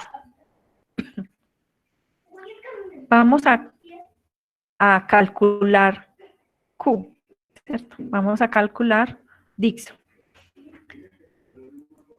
¿Qué formulita hacemos? Entonces, tenemos esta. Me dice X1, vamos a hacerla aquí, la voy a borrar. Entonces, están viendo a la par el Excel. Mientras que voy hablando, chicos. Sí, profe, sí lo están viendo. Ah, bueno, entonces, los que tienen la habilidad para el Excel, listo, perfecto, acá lo pueden hacer, o si no, lo pueden hacer también en calculadora y lo ponen el dato, ¿cierto? Lo pueden hacer de las dos formas. Entonces me dice, esto es en valor absoluto. Entonces yo pongo igual, vamos a hacer el numerador. Entonces, absoluto, va a poner el numerador. Entonces me dice X1, ¿cuál es X1? El primer valor, ¿cierto? Menos X2, o sea, el que le sigue.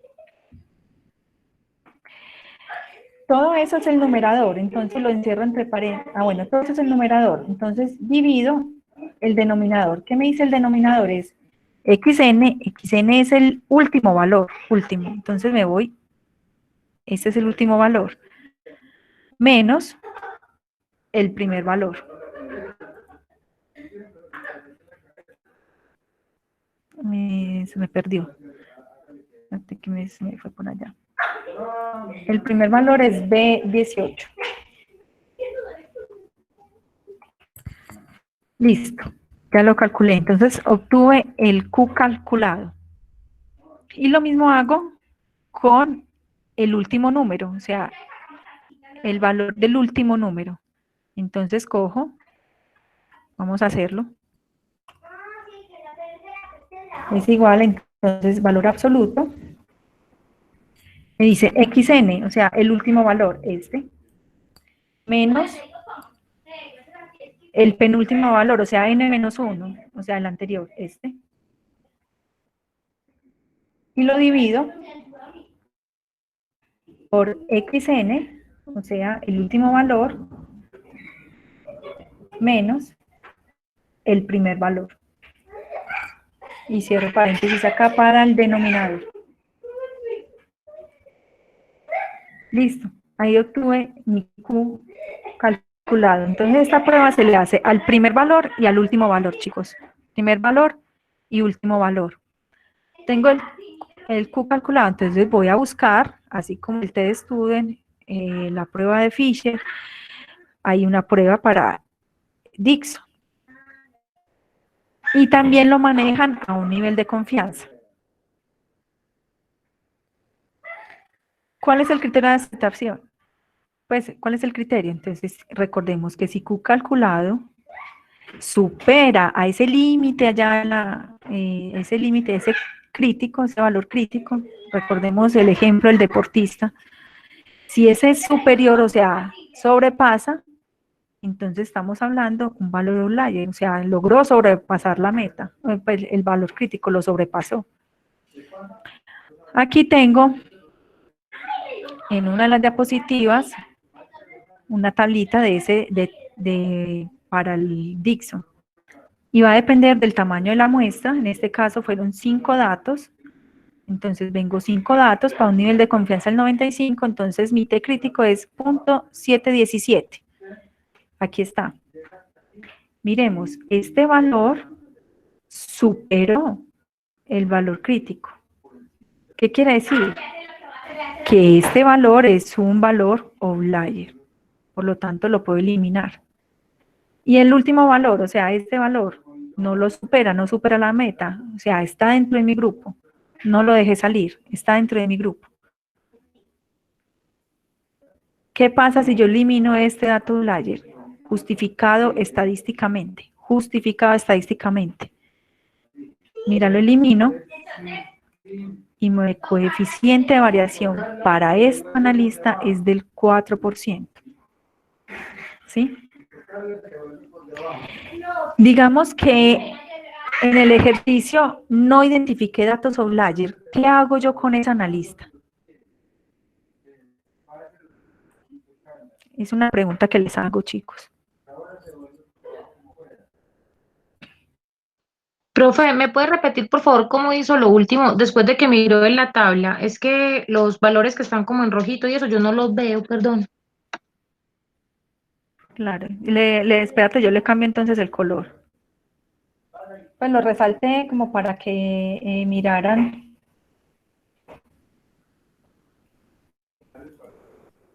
Ahí logran ver.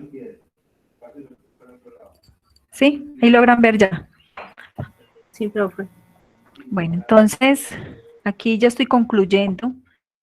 Yo estoy concluyendo que el valor .303 es un valor outlier porque el T calculado es mayor que el T crítico.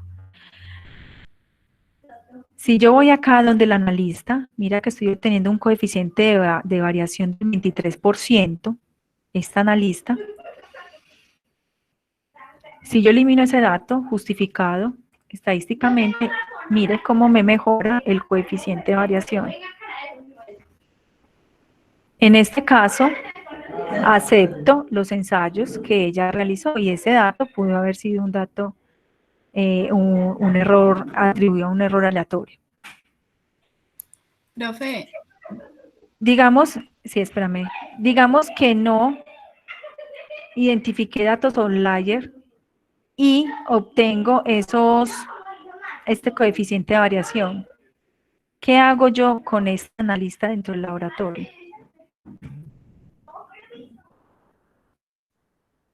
Pregunta de examen, me dicen por ahí. ¿Qué hago yo con ese analista? En caso de que, digamos, no haya datos outlier, omitamos esta parte.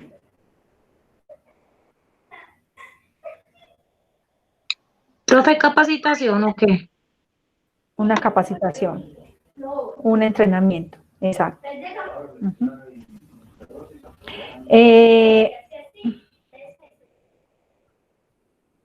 Ese podría ser. Entonces, esa persona puede estar necesitando un entrenamiento para la realización de este procedimiento. Entonces, la capacitación es completa. Una capacitación tanto de conocimiento, así como estamos haciendo nosotros, necesitas conocer qué es lo que está realizando, la importancia de cada paso, qué es lo que está haciendo en cada uno de los pasos y qué es lo que está pasando allí cuando añade, cuando pipetea, cuando le agrega un reactivo, o sea, en cada paso, el conocimiento. Y por otro lado, un entrenamiento para que adquiera una habilidad, una destreza. Bueno, hay tablas, o sea, para más número de muestras para valores de Dixo.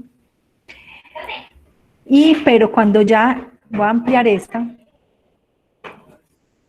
cuando el número de muestras,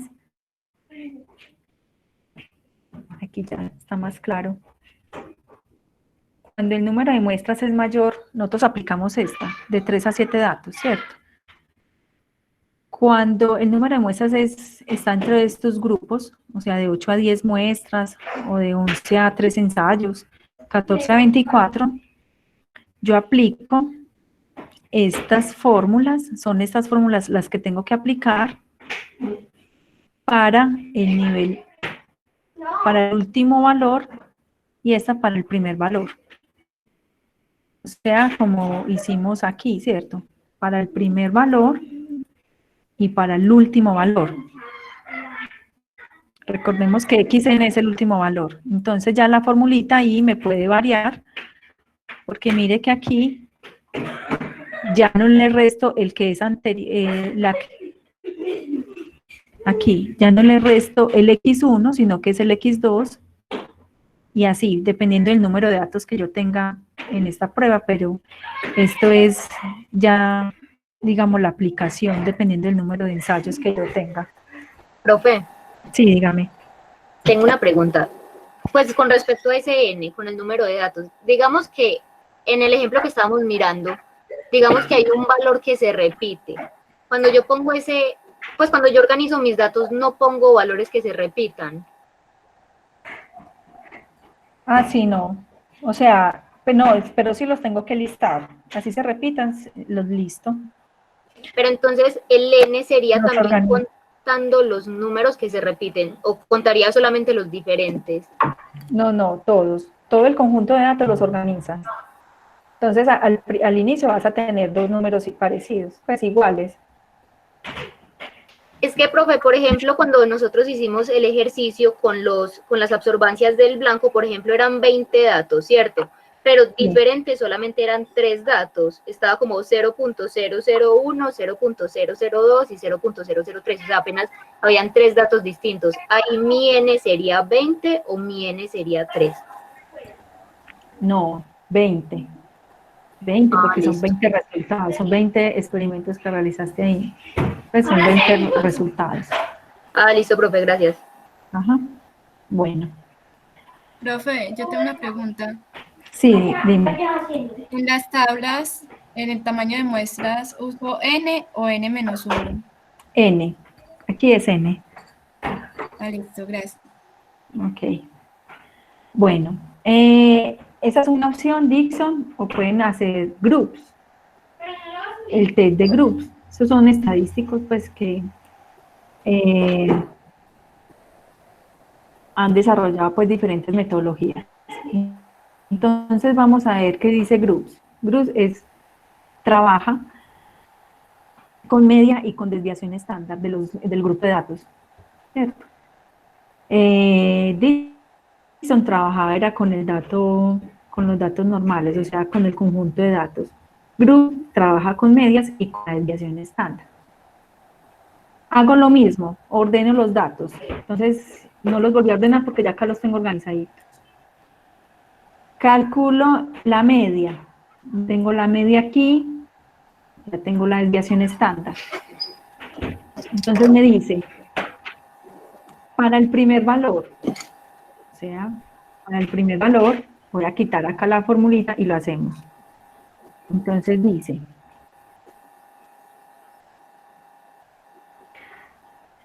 esto también es en valor absoluto, chicos. Valor absoluto. Entonces, cojo la media, ahí me dice la media, menos el primer valor. Es este, el primer valor. Y divido por la desviación estándar de ese conjunto de datos. Me dio 1.76. Listo. Ahora, el último valor, entonces, igual, entonces cojo la media, en valor absoluto, la media, menos el último valor, y lo divido por la desviación estándar. Me dio 0.66. Ese es el calculado. Ahora voy a buscarlo en la tabla. Entonces, aquí tengo la tabla. Voy a aumentar. Bueno, mire que empiezan a partir de 3. Empieza a partir de 3. O sea, mínimo, para poder yo eliminar unos datos, debo de tener 3 datos.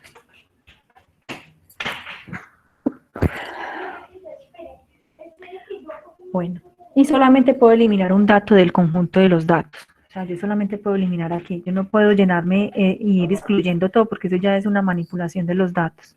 Ya algo está pasando con el método. Entonces yo de 5 datos no puedo eliminar 2, 3 datos, no.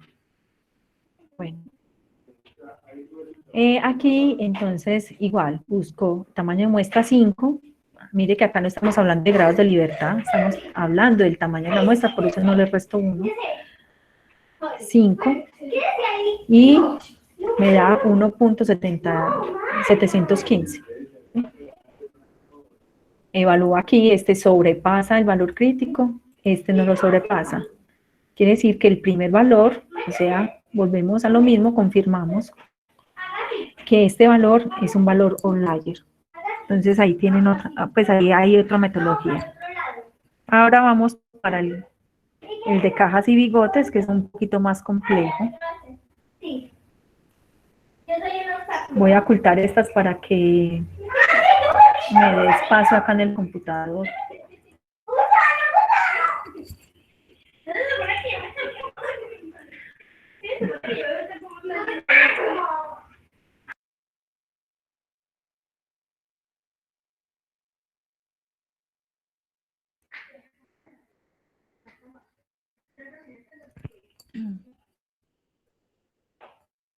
Listo. Vamos a las indicaciones.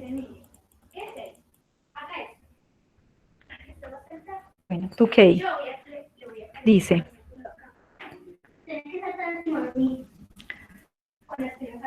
acá se me fue una diapositiva atrás. Así me quedó al revés acá la diapositiva. Entonces, el primer paso es ordenar igualmente los datos de mayor a menor. Y lo que vamos a hacer es partirlo en 2. O sea, esos datos los vamos a convertirlos en 2 conjuntos de datos.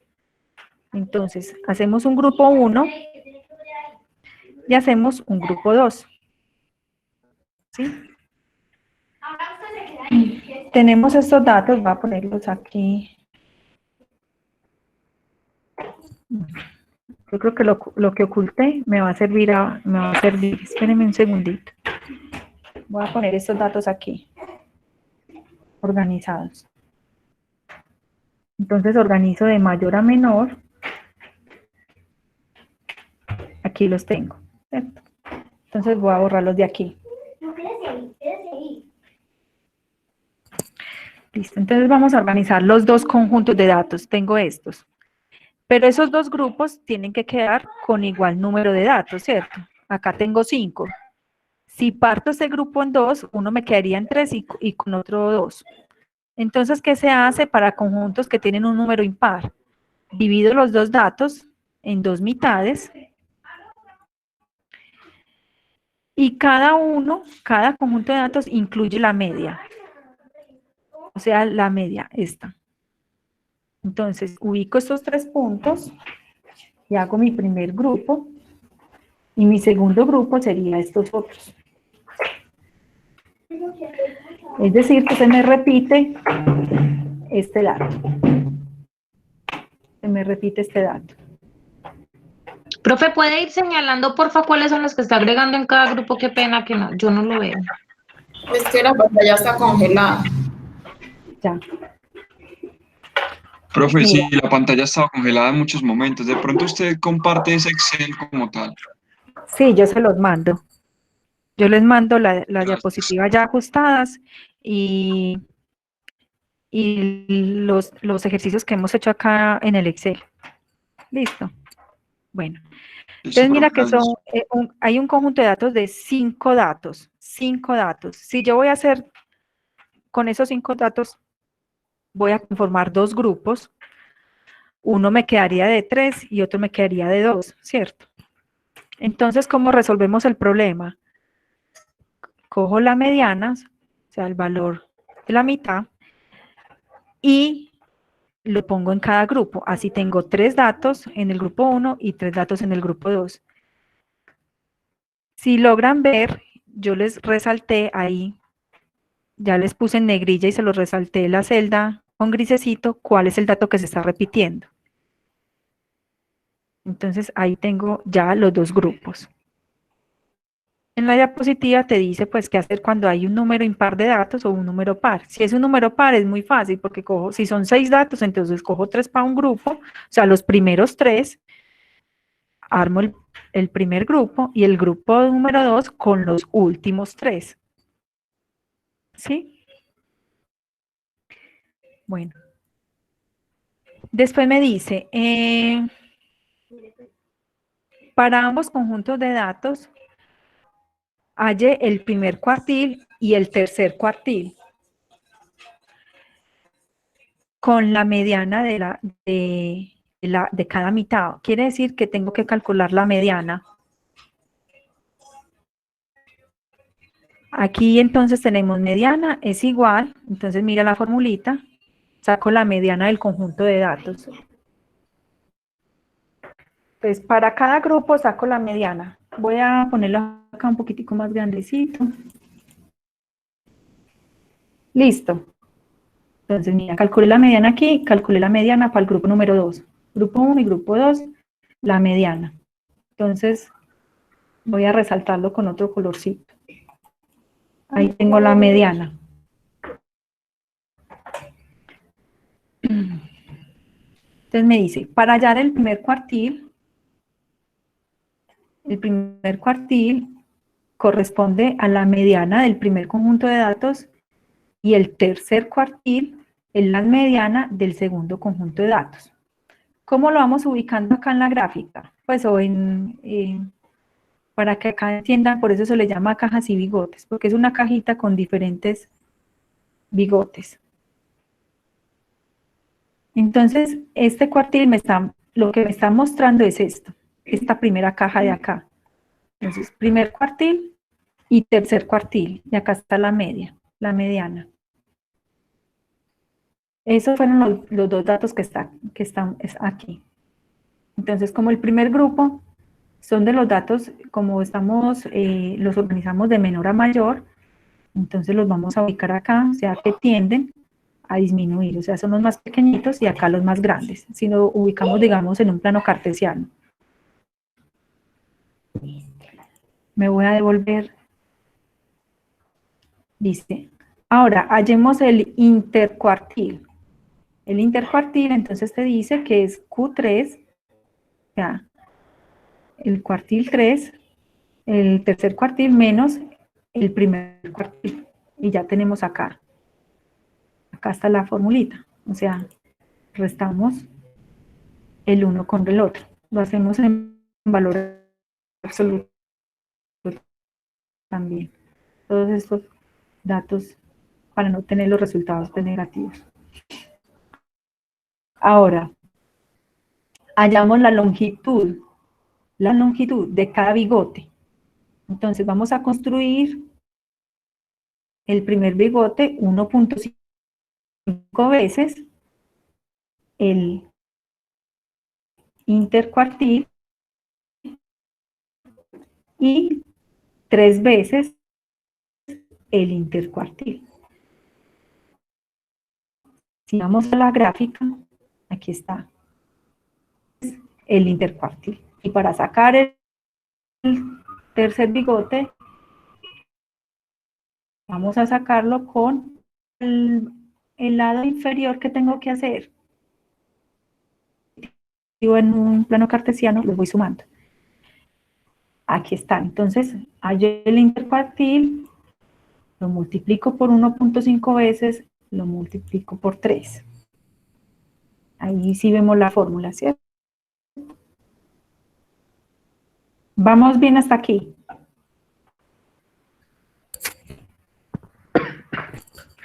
Pregunto, ¿vamos bien hasta aquí? Sí, profe. Perfecto.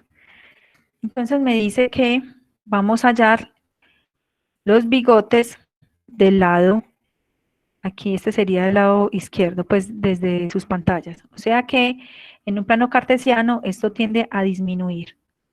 Por lo tanto, el primer cuartil es la mediana, o sea, ese es mi primer cuartil. 1.5 veces el cuartil, entonces a ese valor, mira, si yo me paro acá en la celda, miramos acá en la barra de la fórmula, a ese primer valor le resto 1.5 veces el intercuartil. Y tengo mi primer bigote. Y acá, para sacar este segundo bigote, entonces aquí le resto 3 veces el intercuartil. Quiere decir que el primer, acá, este valor es .422, es el más pequeño. Como voy para allá, voy aumentando, ¿cierto? En un plano cartesiano. Entonces, este valor que le sigue es .476 y este valor que le sigue es .530. ¿Qué me muestra aquí? Que los valores que se ubiquen en este bigote de aquí son datos outlier leves. Si me muevo un poquito más, y cuando se me salen del tercer cuartil, o sea, de tres veces el intercuartil, ya estamos hablando de datos outlier graves. En el ejemplo, miremos que esta rayita de acá me vale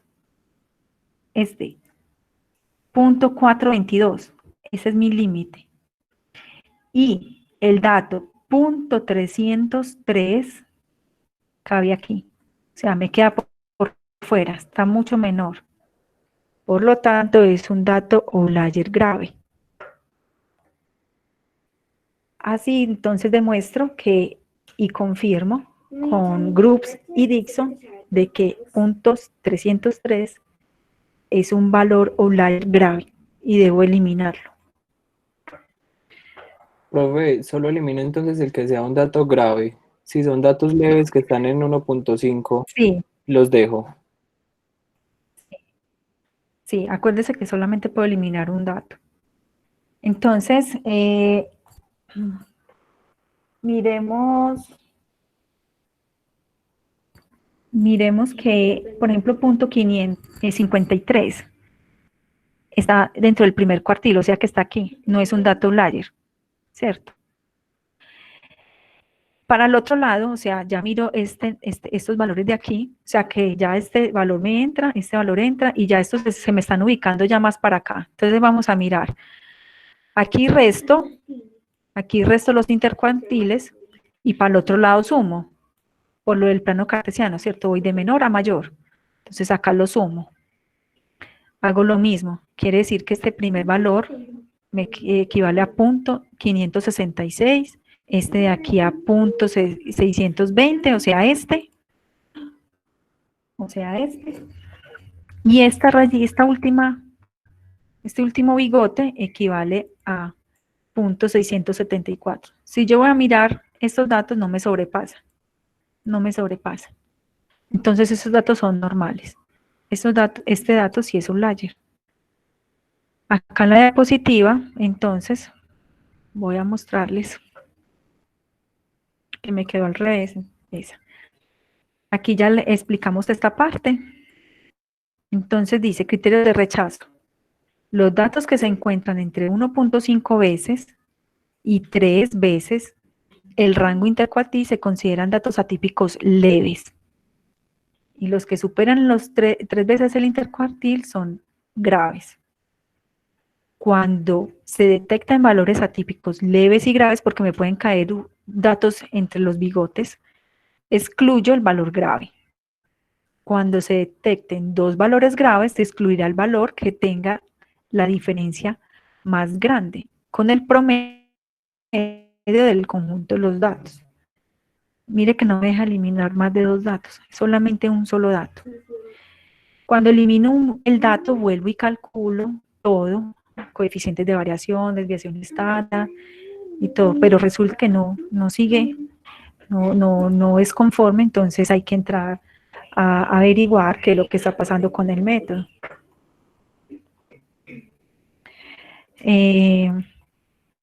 Muchachos, ¿alguna pregunta? Profe, yo tengo una pregunta. Ya. Después, Sí. entonces, de realizar estos diferentes takes y eliminar un dato, yo vuelvo a realizarlo y se me vuelve a salir otro dato, ya ese no lo puedo eliminar, tengo es que rechazar el ensayo y repetirlo. Sí, es lo más recomendable, porque mira, es lo que estamos hablando, es que empezamos a manipular los datos hasta que nos dé, y no es hasta que nos dé, o sea, esa no es la ética. La ética es algo está pasando en el método, ¿cierto? O sea, yo te digo, listo, tú empiezas a eliminar, bueno, y pasaste de 15 datos a 11 datos. O sea que tú realizaste el procedimiento 15 veces y 4 datos se te salieron de los valores normales. O sea, 4 datos, algo está pasando. O sea que, o pongámoslo así, de 20 datos, entonces se te va saliendo uno. Mira que hasta las mismas pruebas de hipótesis se lo están diciendo, a un nivel de confianza del 95, solamente puedes rechazar uno. O sea, rechazar uno que de pronto verdaderamente sí pueda estarlo. O sea, si tú empiezas a rechazar más, estás disminuyendo la confianza de ese método. Y yo te pregunto, ¿tú firmarías un informe para un médico para que tome una decisión si opera o no, si aplica una quimioterapia o no, si manda un tratamiento con un medicamento a una persona? ¿Tú firmarías ese informe sabiendo que tu método, digamos, de 10 repeticiones, 4, hay 4 datos que pierdes como esa confianza? No, profe. Bueno, entonces no podemos estar así eliminando y acomodando los datos, no. O sea, hay que entrar a analizar qué está pasando con el método. O sea, ese es el mensaje.